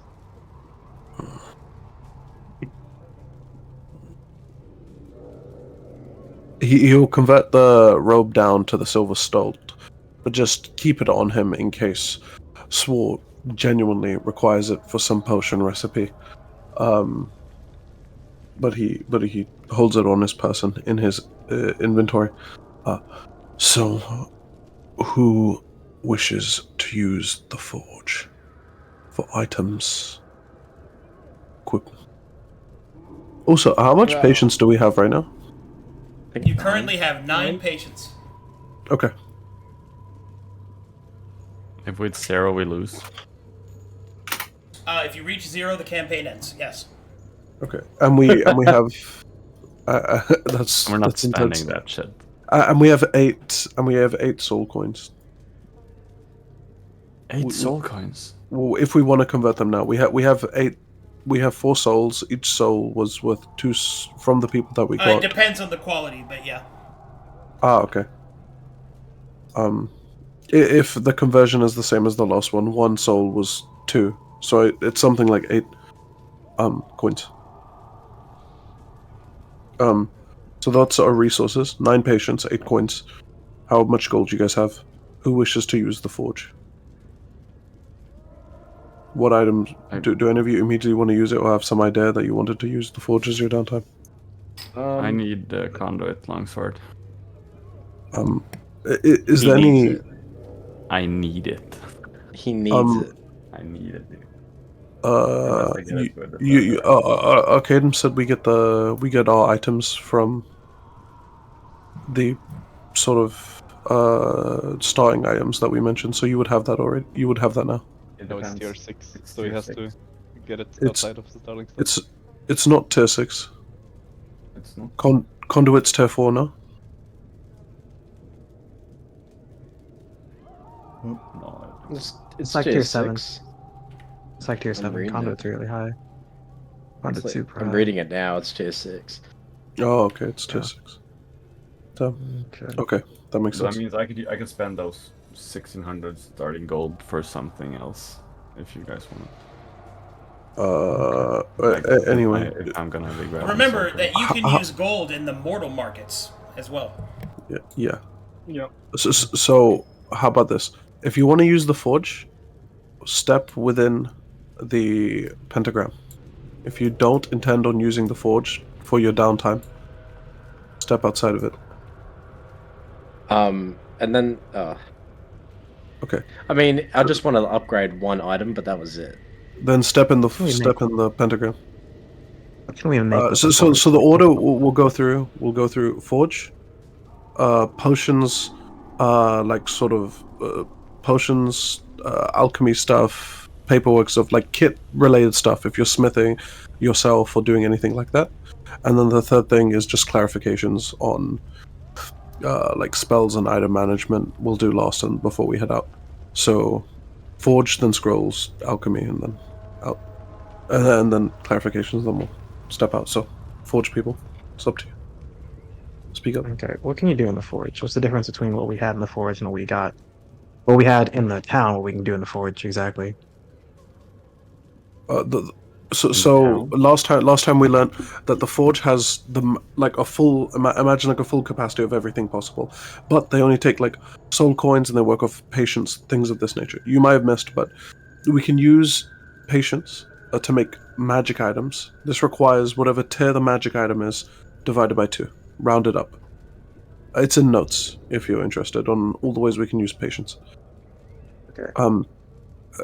In town, we'll have less access to magic items because we would know this, I assume, by now, but like the church's presence there and things like this, they're probably less equipped and less efficacious at using their tools and stuff compared to people inside the forge.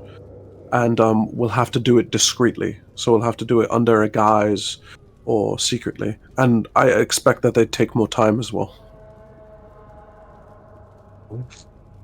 Right. What does Maniveld do? Shielding. Is that applicable to shields, or what is Manivale? shielding? No, Maniveld. Like VELD. It's in smithing. Does not have a description. It says... I see it. I know what it does, but I don't know what it applies to. It has a question mark. Gives a bonus to your next saving throw equal to the spell level of the last spell you hard cast. That's the veil, but what about the shielding? What does that apply to? Gain temporary hit points equal to the spell level when cast. This stacks with other forms of temporary hit points.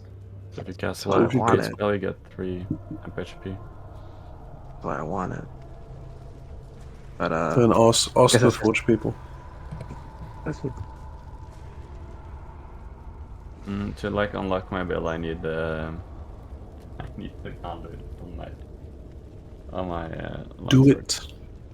I mean, here's the thing: I'm spending hardly any money, and you can dip into all my leftovers, bro. Thanks, man. You're welcome. Also, is there any hard cap on the amount of time we have for downtime right now? No, but if you take a long time, you'll lose patience. Well, Okay.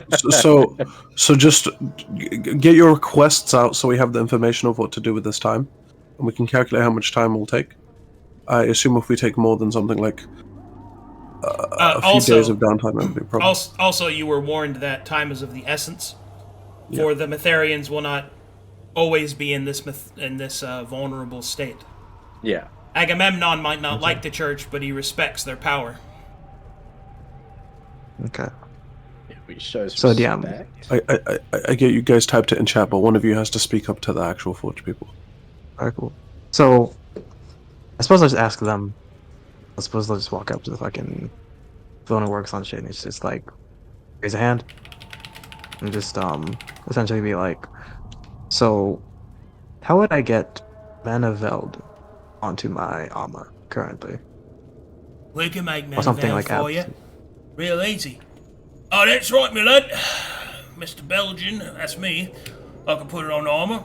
And Big Liza here can put on your weapons. Nice. Okay. And additionally to that, what about Absolution? Absolution on my armor and Mana Veld on my weapons. Why would you want that? Absolution in case they try to heal themselves while we are fighting them? Absolution is a church property. Leo. Ah. Ew! Okay, never mind. Gross. Disgusting. Bro, this guy just keeps. This guy's nuking our patience, man. Disgusting. Okay, cool. Mana Veld. We're gonna stick with Mana Veld. That's it. That's all I want. Mana Veld. That's it. Sorry, that requires at least... Well, it depends on, I guess, what you want to make, but it requires at least 3 stalks of silver salt. Oh, we need have silver one. salt. oh my god. We have 1. Okay. Sorry, lad, I can't make it if I don't have the ingredients. That's alright. I would recommend. Scat speaks up from outside of the pentagram. Where might we gather some in this cage? In the cage, well, I mean, you might be able to speak to Fastidious there. Fastidious will smile and wave. He might be able to get you some silver salt. Presuming that you've got the coins. If not, then you're gonna have to get it from the mortals. Mortals love using this stuff, though. In fact, there's a whole, trading company based off of it. And I can tell you, I've worked with those fellas a few times. For mortals, they're alright. They stay to business, they keep their word for the most part, and they don't have those pesky morals that many of the mortals walk around with. If you ever run into any of those boys, I think you'll find them to be a good source for your mortal gold to be used. Oh, The nice. Silver Salt Trading Company. No, See. Silver Coast Trading Company. The SCTC, they call themselves. Ah, I see. All right. Fastidious. And he holds up the silver stock. Hello, yes? Where Oh, may we? I could get you some of that. At what costs? 1 soul coin per stock. It's quite a lot.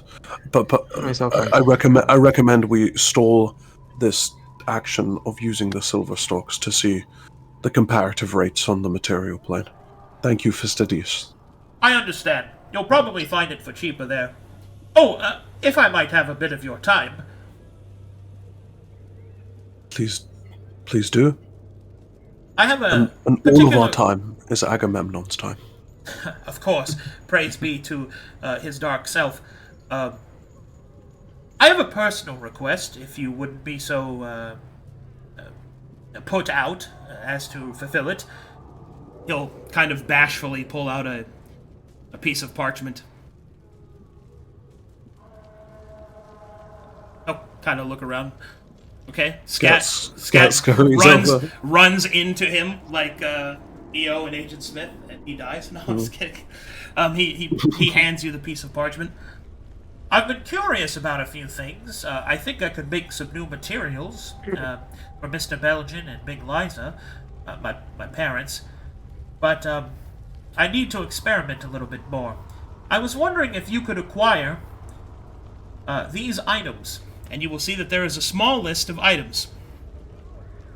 A hallowed item of any kind, one with a hallowed property, the heart of a paladin, any kind of paladin, and angel feathers.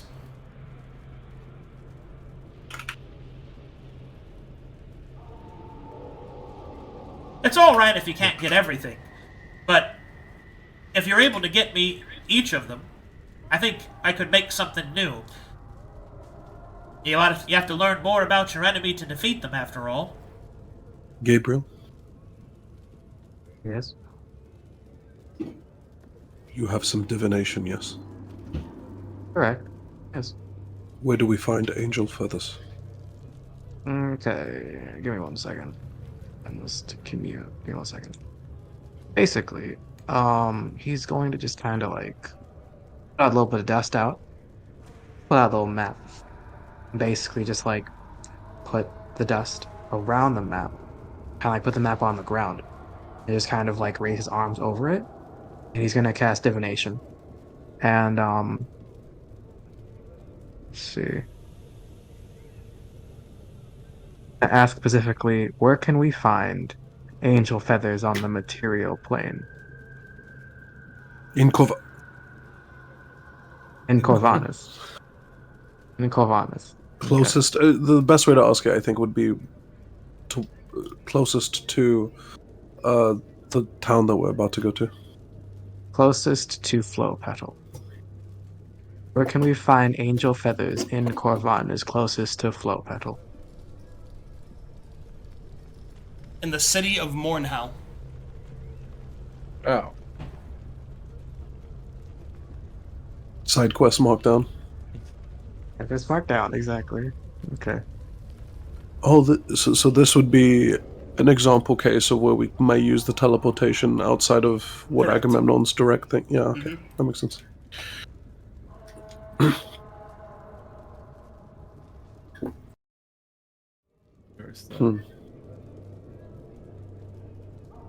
Okay.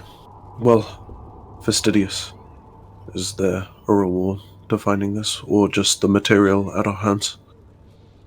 Well, not only would it help all of our forces if I can make something of the experiments, but I suppose the first prototype would be yours to use as you see fit.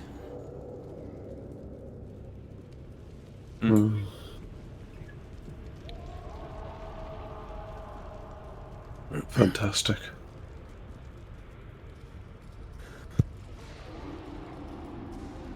Morosa will approach Big Liza. Hello, Dawn. Excuse me. I'm wondering how much it would cost you to create a longsword, or perhaps turn this one into the presenter sword, into something which allows me to cast spells. You mean with conduit on it? Sure. Let's see, let me do some math. Mr. Belgian's better at math than me. I think it'd be, let's see, carry the 3, 4, 16 soul coins. Damn, okay. Thank you.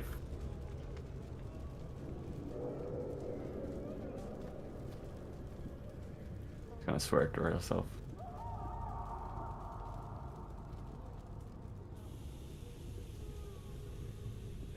We don't have 16, right? We have No. 4. No. Oh, 8? We do not.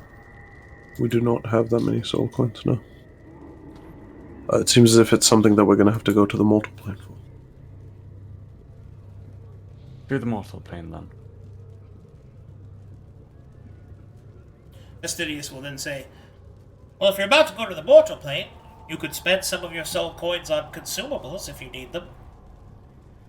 I've got a lot of potions. That's the third part. That's after the forge and the scrolls. Oh, very well then. Mr. Belgian will look down at you, Zig. Can I help you, lad? Hi, I've got these supple leathers, and they currently have mana weave on them. I wouldn't. Well, here's the thing. I know you're gonna just, trash the thing and then remake it again. But could you do that and just, instead of mana weave, could I just have, make it a little bit more evil, add on hollowed. Well, yeah, I could do that if you got the soul coins for it. How many will that be? You wanted it to have both? Unhallowed Do they and... stack? Do they stack? Do you want both of the properties or only unhallowed? Hey, let me check. Would they stack? They can. Hang on. Mm-hmm. It will only be Maybe you would 120 soul coins. Maybe take damage of the. Do you guys hear the guys getting whipped in the background? Isn't that awesome? I hear him. Yeah, it's great. Here's the thing, I'm totally not phased by it at all. Such a good fucking ambience. Mm. You know what? You know what? I think I'll hold off for the moment. I think I'll keep Mana Wave. Alright. Yeah, no. You know what? Upon actually, think about what On Hollow does, I think I'll keep Mana Wave. Well, if you ever wanted it, it probably cost around 64 soul coins. What the fuck? Sig, it looks like we're... And then you'll see Belgian will look over. Thank you, Fastidious, but I can tell him the price on my own. Sorry, nah. Alright. Do we even have... I'm not gonna lie. What? How many soul coins do we have? 4? Well, 4. Guys, just finished prologue. You have to do your first mission. Yeah, that makes sense. 4. Zig, I think we'll hold off on the slaves for now. Upon Okay. such greater understanding, perhaps it may be apt to sacrifice a few of the slaves to Agamemnon in hopes for some patience to be used for some items. No. Not Hang my on. slaves, mate. Not my slaves. No. You know what? I think I was only ever gonna either use what was the bitch that kept casting magic missile? That one's really annoying. So I think I was just gonna keep her as a slave, and then maybe the one that fucking knocked me out, turn 1. The fentanyl guy. The Poppy's Kiss. The Poppy Druggo one with the 2 hand crossbows. The Druggo. Can I keep that? The Druggo one. We can sacrifice the one that did like the fucking the bow and arrow and like did the healing. Yeah, go ahead. Seems prudent. Body parts. Yes. Send them to Manumit in death. I see like a Dretch or a lemur or whatever the fuck near me. I think there's a lemur. Yes, my lord. Yeah. Oh, go prep the slave with the hood and cow. I think she was on the what was it? She was on the rack before with my lord. with the torture. Shall I finish your ruminations of punishment, or shall I prep her for immediate sacrifice? Proceed with the latter. Prep her for immediate. Very well, my lord. Shall she be sacrificed to the glory of Agamemnon, or shall she be transitioned into coinage? Do you want patience? The glory. You know what? As a way to make up for Gabriel's fuck up, sacrifice her to the good name, the evil, profound name of Agamemnon. As you wish, my lord. I shall prep her immediately. Would you like to wield the dagger yourself, or may I have the honor? Fuck you. Give it to me.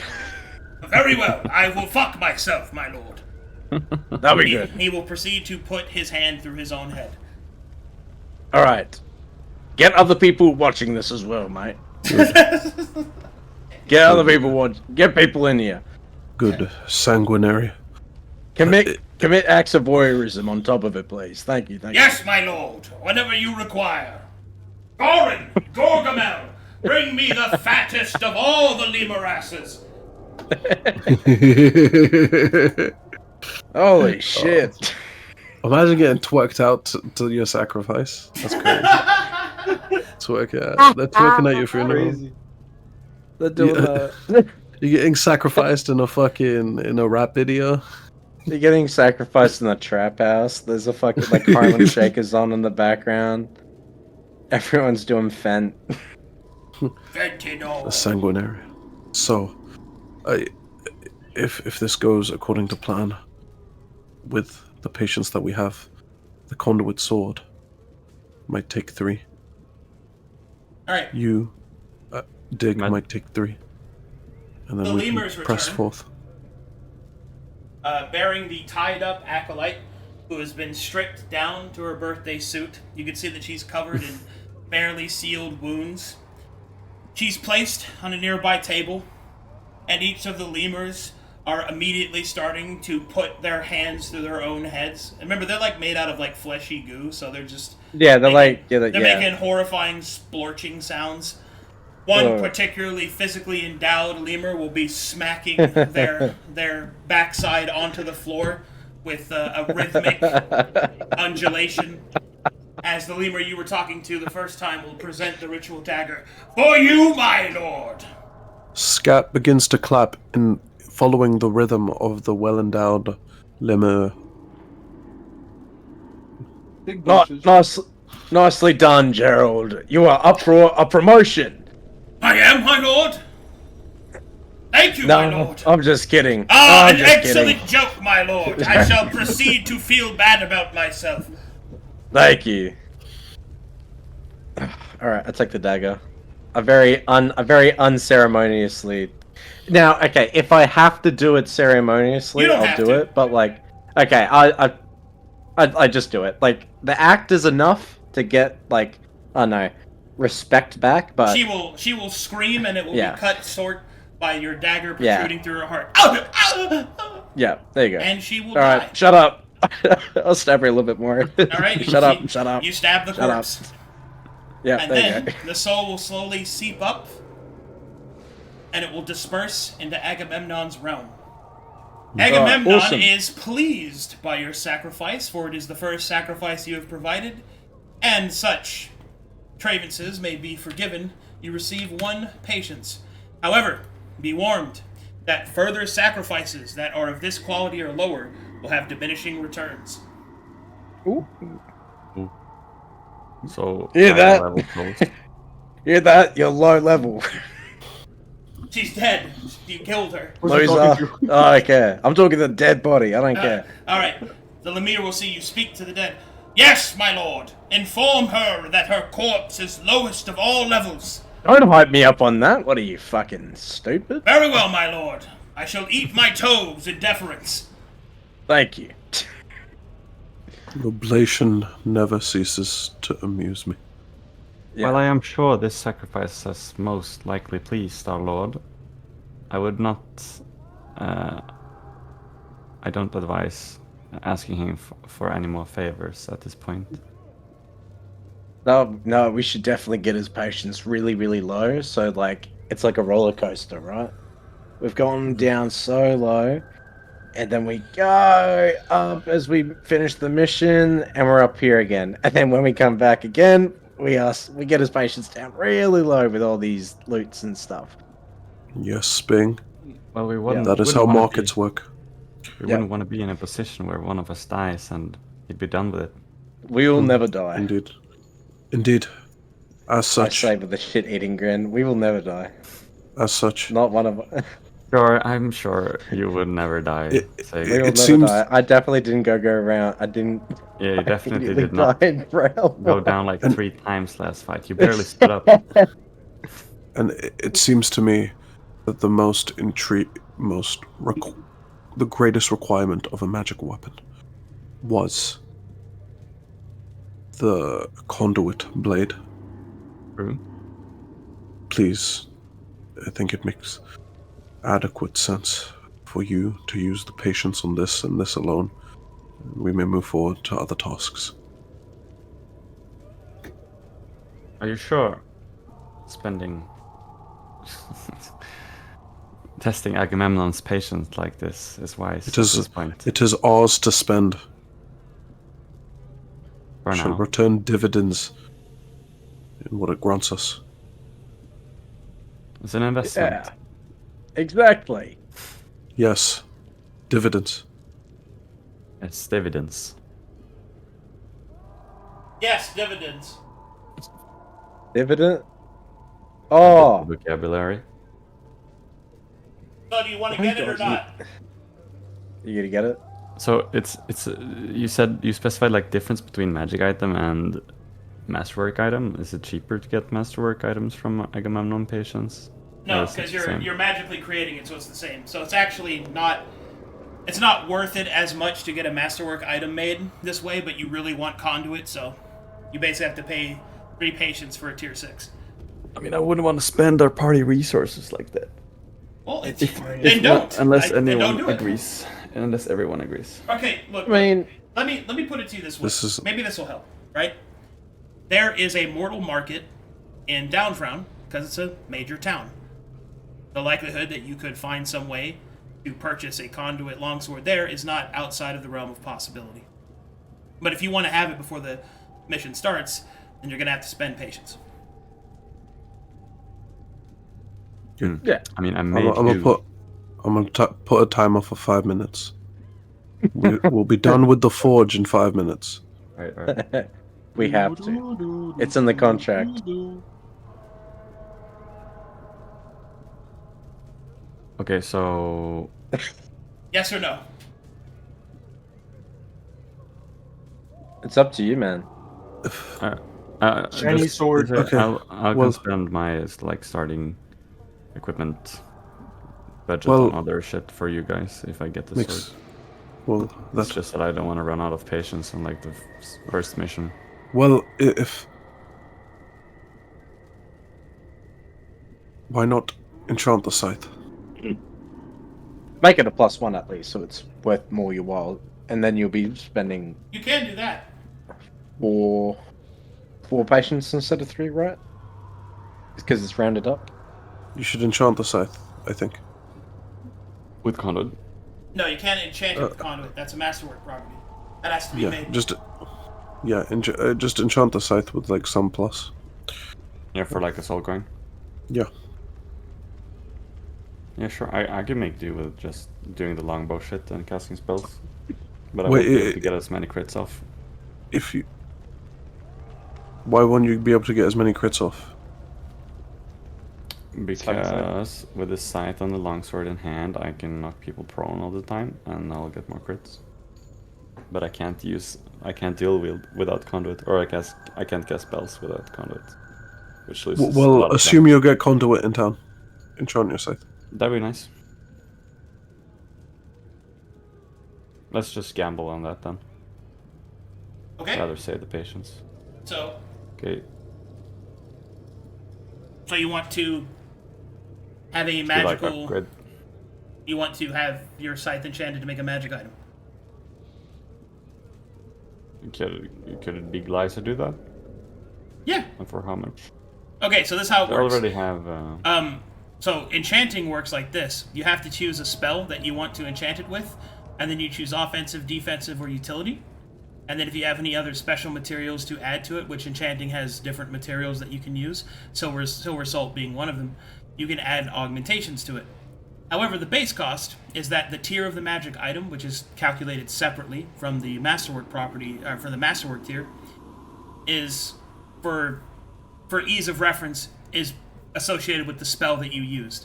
So a first level spell is a tier 1 magic item, tier 2 for a second level spell, so on and so forth. So, what spell would you like to use in your enchantment? Your limitations are a spell that you know. So that is. Can somebody else know the spell? Yes. When I say you know, I mean the party knows.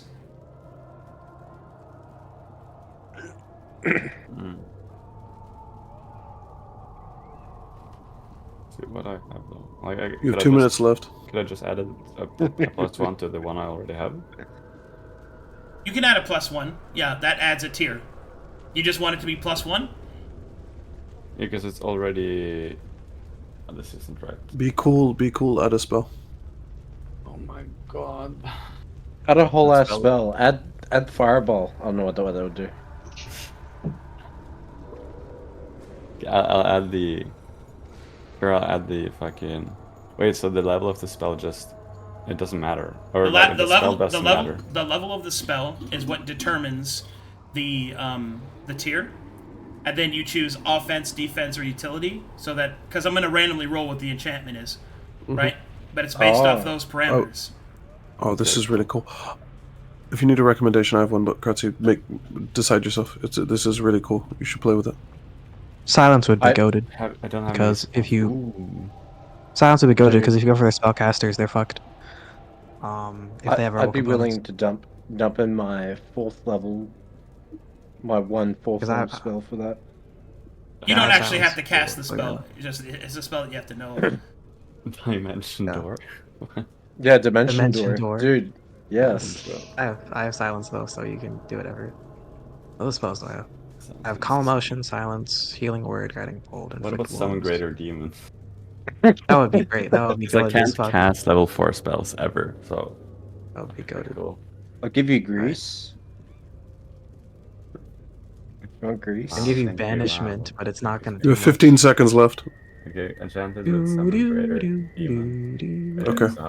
So the chosen spell is Summon Greater Demon. Offense, defense, or utility. I mean offense, right? I don't know. You tell me. What do you want? Yeah, offense. Are you worried more about going down or not being able to get enemies to go down? Also, Summon Greater Demon is technically a utility spell, right? Yeah, I was wondering. Yeah, but that doesn't matter. He has to choose offensive, defense, or utility, and it's all categorical augmentations. So as an idea, I think Summon Greater Demon on like an offense would be like if you crit, you summon some demon or something. On a defensive option is like if you're surrounded next to some sort of summoned demon, it gives you some defensive property. Utility, it's beyond me. I don't think I could guess what that is.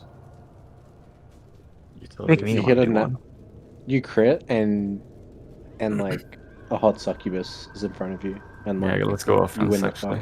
Oh. The way the succubus sold this to you is crazy. Okay, so offensive. Would you like the weapon to have an enhancement bonus? Like +1? A +1 it will increase the tier. Are you okay with that? I mean, depends. So this will be tier 5. This will be tier 5. It will take it from 2 soul coins to 3, or sorry, 2 patience to 3 patience. 3 patience is what we originally went in for. Doing patience? We're not doing. No, we don't patience. soul coins. That's why we're. Well, no, because we won't be able to afford this in soul coins. We've already went over the soul coins. Everything with soul coins is too expensive. If Conduit was too expensive, this would be too expensive. Just use the patience. No, this should be cheaper. Yeah. So we're gonna still use the patience to enhance the scythe. Why did we just kill this guy? It's not a gamble. Bro. Trust me, it'll be good. Trust It'll be Agamemnon. so good. You We'll speak win on like the all faith. fights. Fuck it. Cratzzy, we're gonna win the game. So you're putting in Summon Greater Demon, which is a 4th level spell. You're putting in a +1 enhancement, which means then you're choosing offensive. Are you using any other special materials in the enchantment? You want to use the If you're going silver 5, you sword? might as well go 6, Zahaab? right? Sorry. If we're doing 5, we could go 6. Yeah, so we could go +2 for this. Do you want to use the silver salt in this We will enchantment not. process? I have a different plan. Okay. Yeah. Well, it's already 6 anyway, because the +1 enhancement is 2 tier. So. Oh. All right, so Yeah, 4, 2, 6. Got it. All right. Calculating. Spending 3 patience. What the fuck, guys? Okay. No, don't worry. We'll win the game. Making we'll win. rolls. Okay, that's gonna be safe. Base item is scythe, yes? Yeah.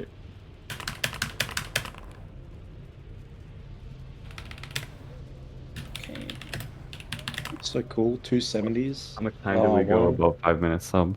It was 5 minutes till you made your decision. Further questioning was 2 minutes. It was pretty good. Thank you, Zahaab. Zig's You one have to will go be with the quick. gut feeling. I also kind of want to get something. Oh my Yeah, god. we'll get you 3 stuff that stepped in here. We'll just be quick about it. Nice. I kind of get how the system works now. I'll run you guys through it quick. Did you get the range? Did you get the range on the throwing shield? Because I kind of want that, the throwing heavy shield. That's a really bad idea for you. I mean, okay, I like armor class, but yes. What's your I AC? agree with that, yeah. Sorry, what's your AC strength? What's your strength? average? Okay, strength is a +1. Con is a You +2, won't be able to use the +3. Tau shield. It's a heavy shield. It's a vigor free. So yes. With the way you want to play your character, it won't work out. We can talk about it after. Cool. Yeah, I can use that. Okay.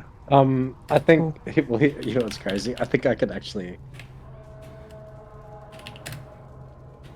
I have a vigor of 8. I can equip the tarot. Oh wait, never mind. I'm not proficient on that. Never mind.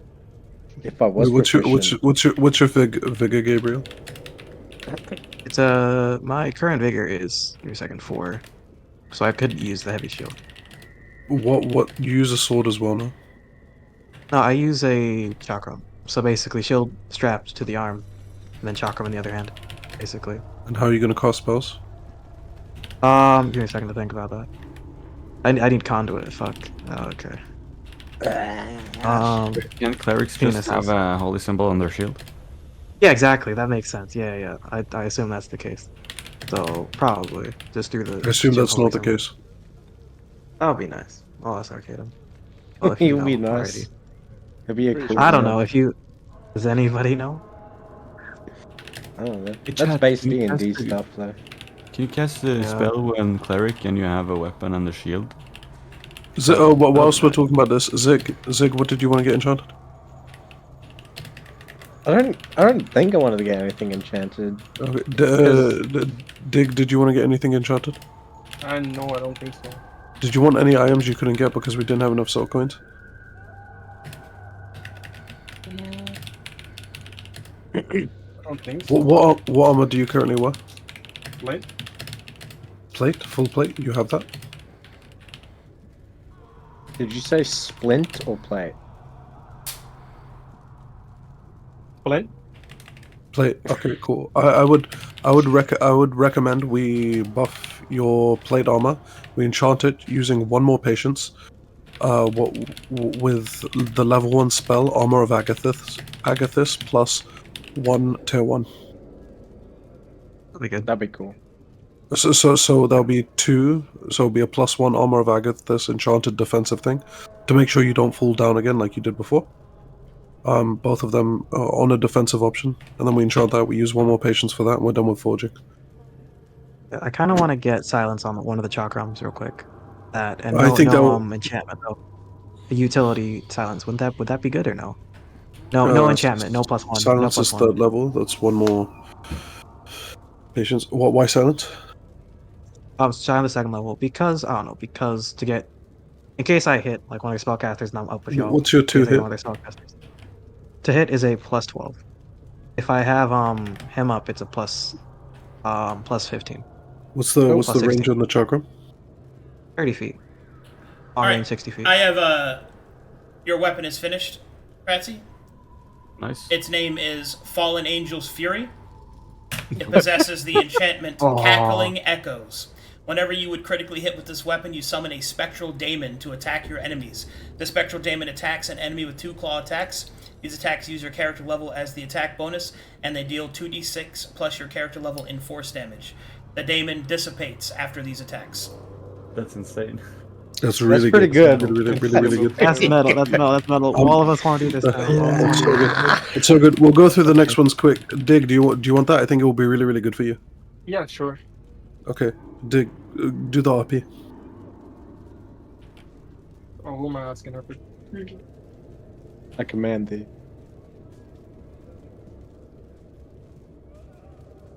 Poster enchant your plate. Go.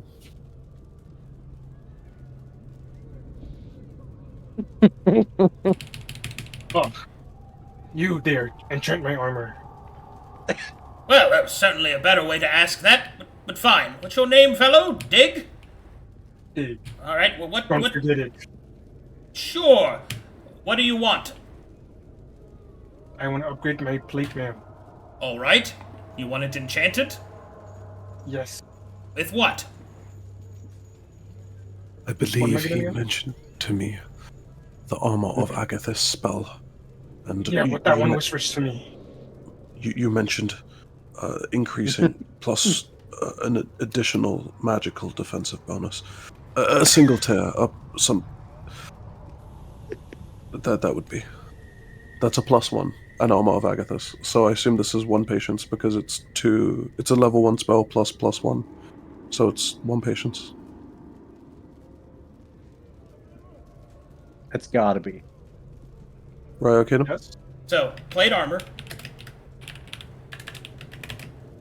1 hit plus 1 enhancement, yes? Mm-hmm. Yep. That's it. Yes. +1 enhancement and Armor of Agathis on the defensive option. Armor of Agathis. Defensive. That is a tier 4, it costs 2 patience. But it's a level 1 spell, right? Or tier 3 costs 2 patience. You round up. But it's a level 1 spell and a +1. Is the +1 the +1's 2. Tiers? +1's 2. Yeah.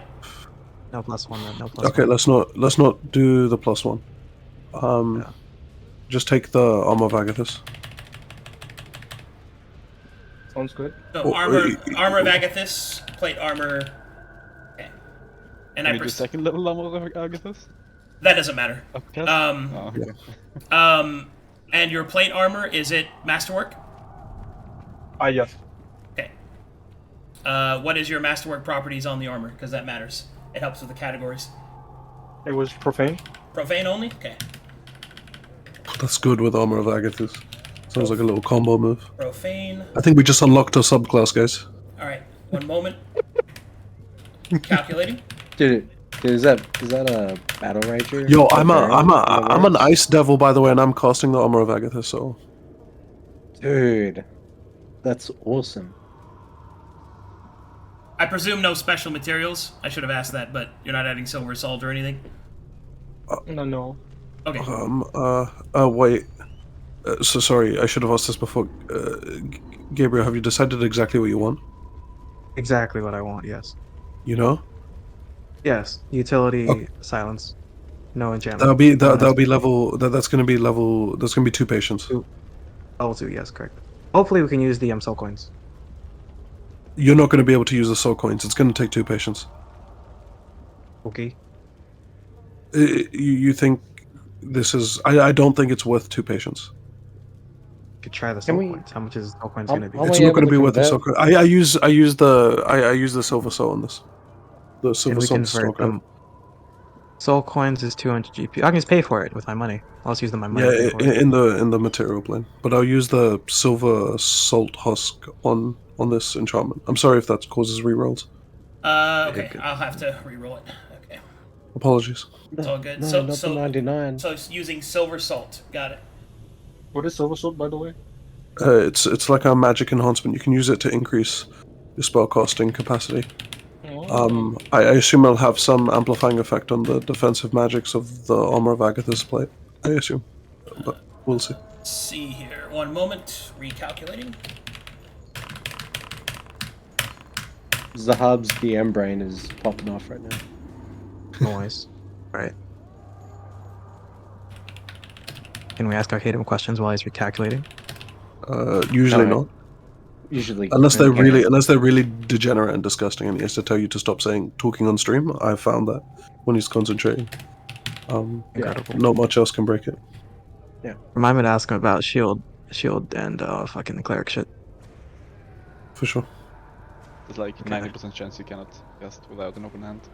You need an open hand to cast. That's why the trick and mastery of Light Shield exists.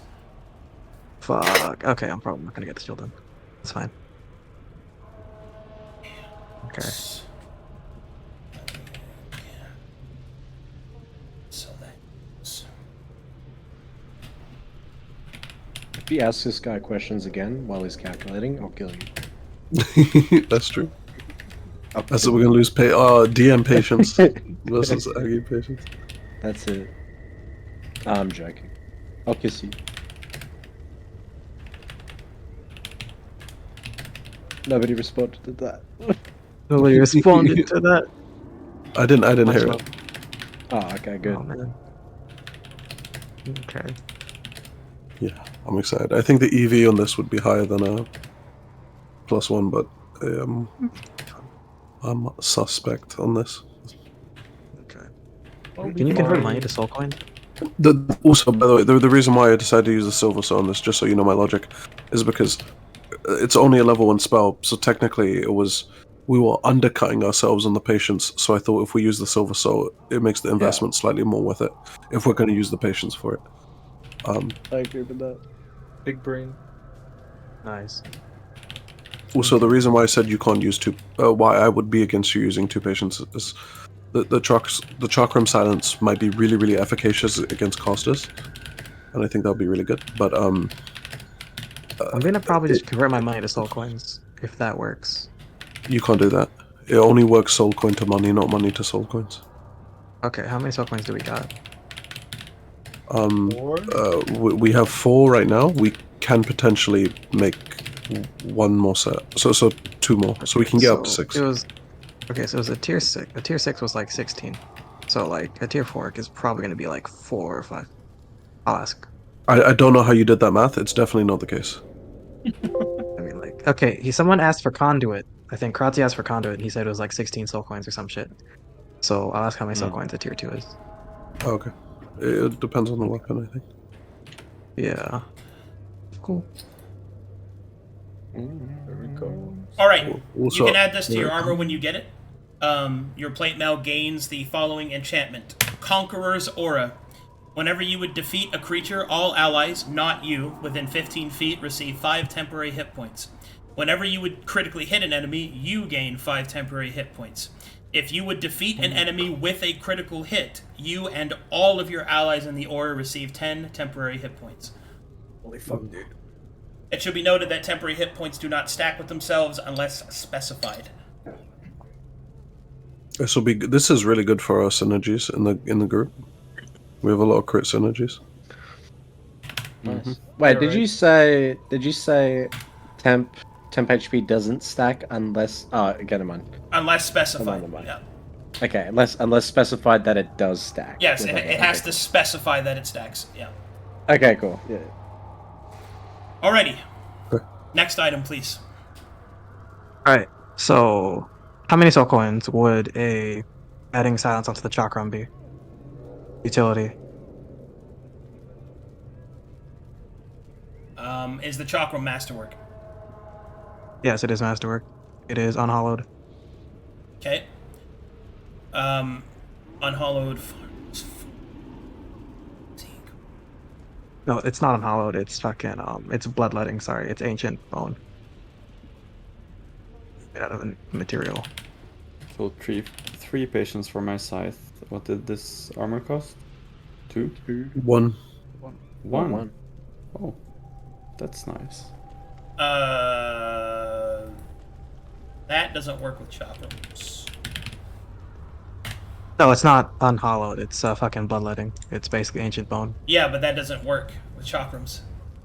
That doesn't do anything. Oh, so I can't have that? Well, no, you can. It just doesn't do anything. Okay, so bloodletting increases the impale damage by 3 for bleed, but chakrams do not have base bleed on them. They are not an impale weapon. They are a cut weapon. Oh, okay. Yeah. So that would That's so fine. you can make it out of ancient bone. It just won't do anything. But to answer your question, the base application of all the things as stated would cost you 16 soul coins. That sucks. It's fine.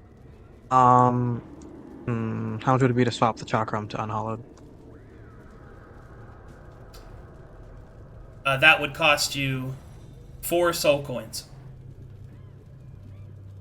Okay, I guess we can do that then. Sure. Yeah. Cool. Everyone else is fine with that. I guess we'll just do that until we finish the first mission. All right. Any other crafting needs that we need to take care of? If you want to use the 4 soul coins for that, I have no qualms with it. It's best we use all of our resources possible before we go out on mission again. Cool. Great. As a DM, I feel as if I should warn you that perhaps you might consider consumables with your soul coins. Yeah, that's true. That's definitely true. What does the unhollowed give you? Unhollowed basically gives you on weapons. Give me a second to tell you what it does. Unhollowed. I believe it's like a dispel magic on. It's like a dispel magic on good sources, basically. So if we have dispel magic, it's not really needed, essentially, and profane. So while what he's saying is true, but if an enemy is wearing a hallowed piece of armor, the two of them cancel each other out, and neither one has an effect. And considering that you are going to attack a Metherian camp, the likelihood of that being the case is fairly high. Very high. I mean, would it be better to have it like when fighting those guys? How about we decide this after we buy consumables? So that'll be at the end round. Okay, so forging is done quickly. Anybody want any alchemy to do? Any scroll crafting? Any transcribing of spells and such? I assume there was some alchemy needing to be done, but that was. I think he bought a lot of his. I think Nob does. Yeah, I bought one myself. He bought it. Only thing I have for downtime is monastic fighting style. Did you want to? Okay. So that's done. That's in your inventory and everything. Yeah, he's already bought them. He's set item wise, I think.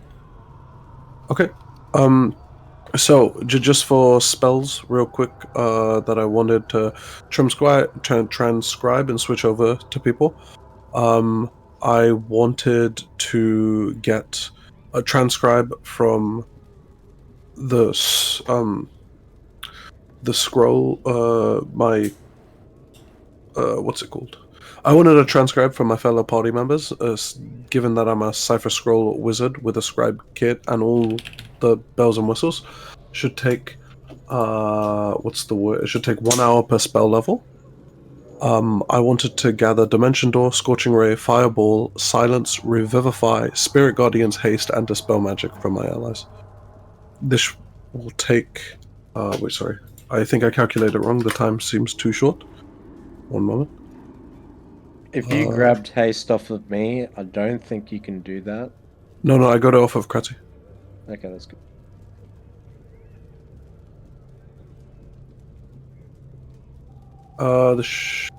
This should take 21 hours.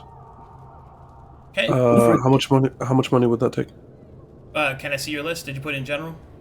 Or did you I put it in notes. Notes? I didn't see it. 1 second. That's I put it in the. Here.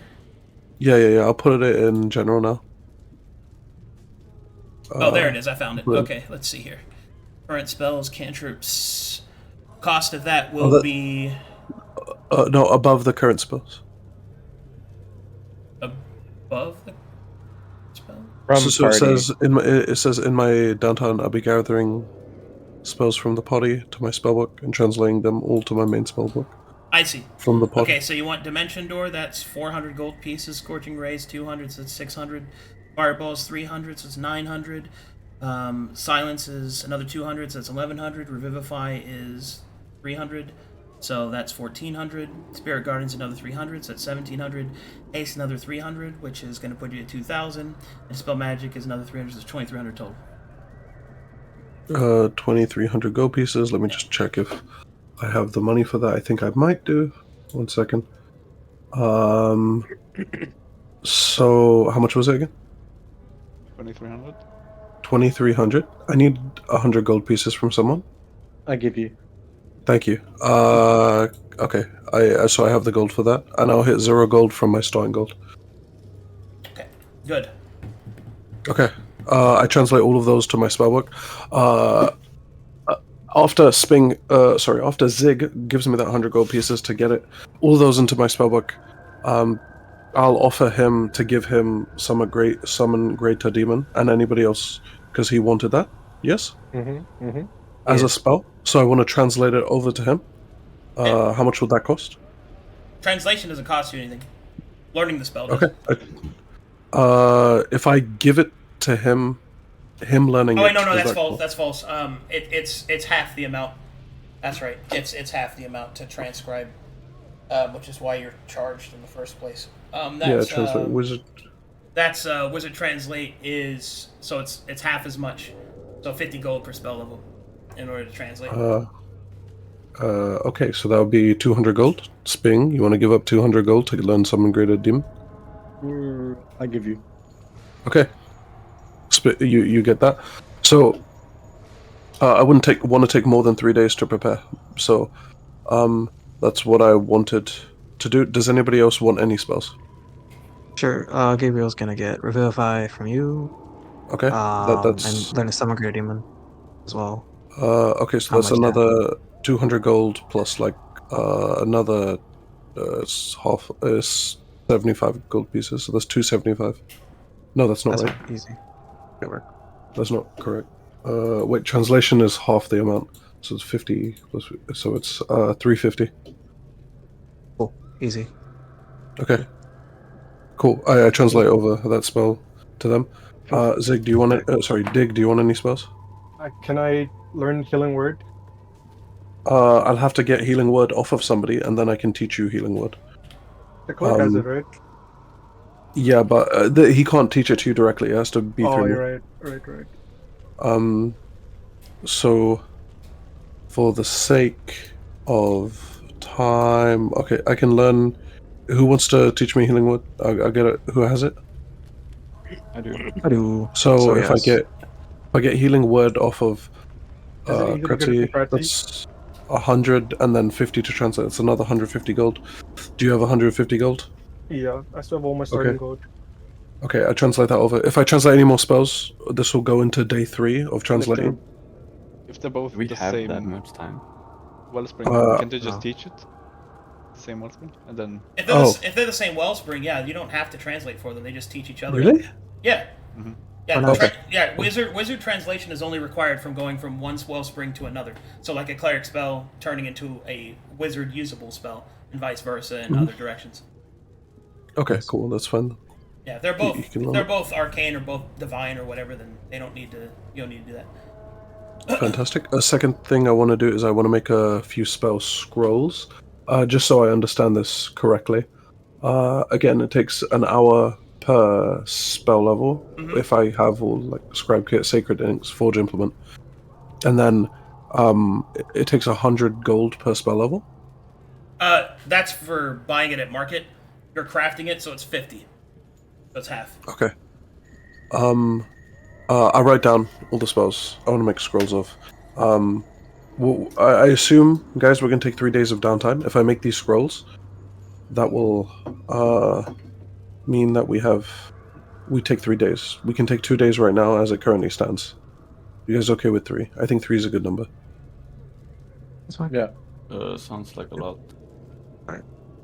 So, I guess I'll put what I want to learn. I guess, or like Firebomb Dispel Magic from fucking Scatter. And then Tongues, as Healing Word, Calm Motion, You Can Hope, and Speak with Dead. How much would that be? Just those 4. Those. It's 5. Oh, what are they? Speak with Dead is 2nd level, I believe. So that's 100 gold. Okay. And what was the other one you said? Beacon of Hope, I believe, is 3rd level. Calm Emotion, which is... That's 100. That's 150. Okay, Mass Healing Word, which is 3rd level. 150. And Tongues, which is 3rd level. 150. Okay, so 500. Wait, are you making scrolls or sorry? Maybe I misunderstood. No, I just want to learn. I just want to learn them. Learning them from the teachers here is double that. Sorry, it's 100 gold per spell level. Cool. Okay, I'll just calculate that and I'll just add them. Cool. If I have a counter spell scroll, can I use it as a reaction? if you have it in your hand. Okay. Yeah. If you don't have it in your hand, then you can't. Does it count if he has it in his armor, in his Nope. spell slots or Has whatever? to be wielded. Okay.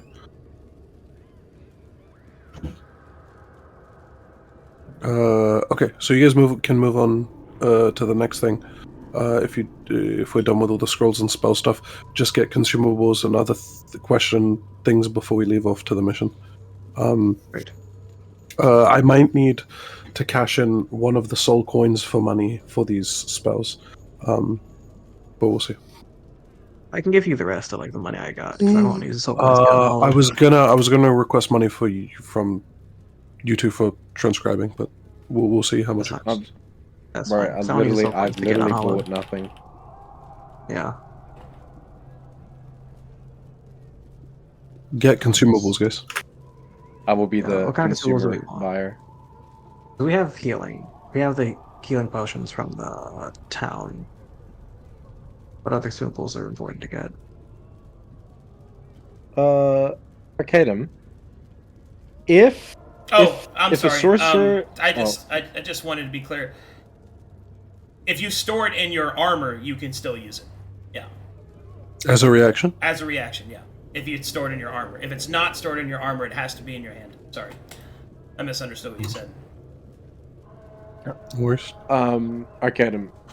If a sorcerer is under the effects of the haste spell, could they possibly cast 3 spells in a turn? Yes. Or only 2?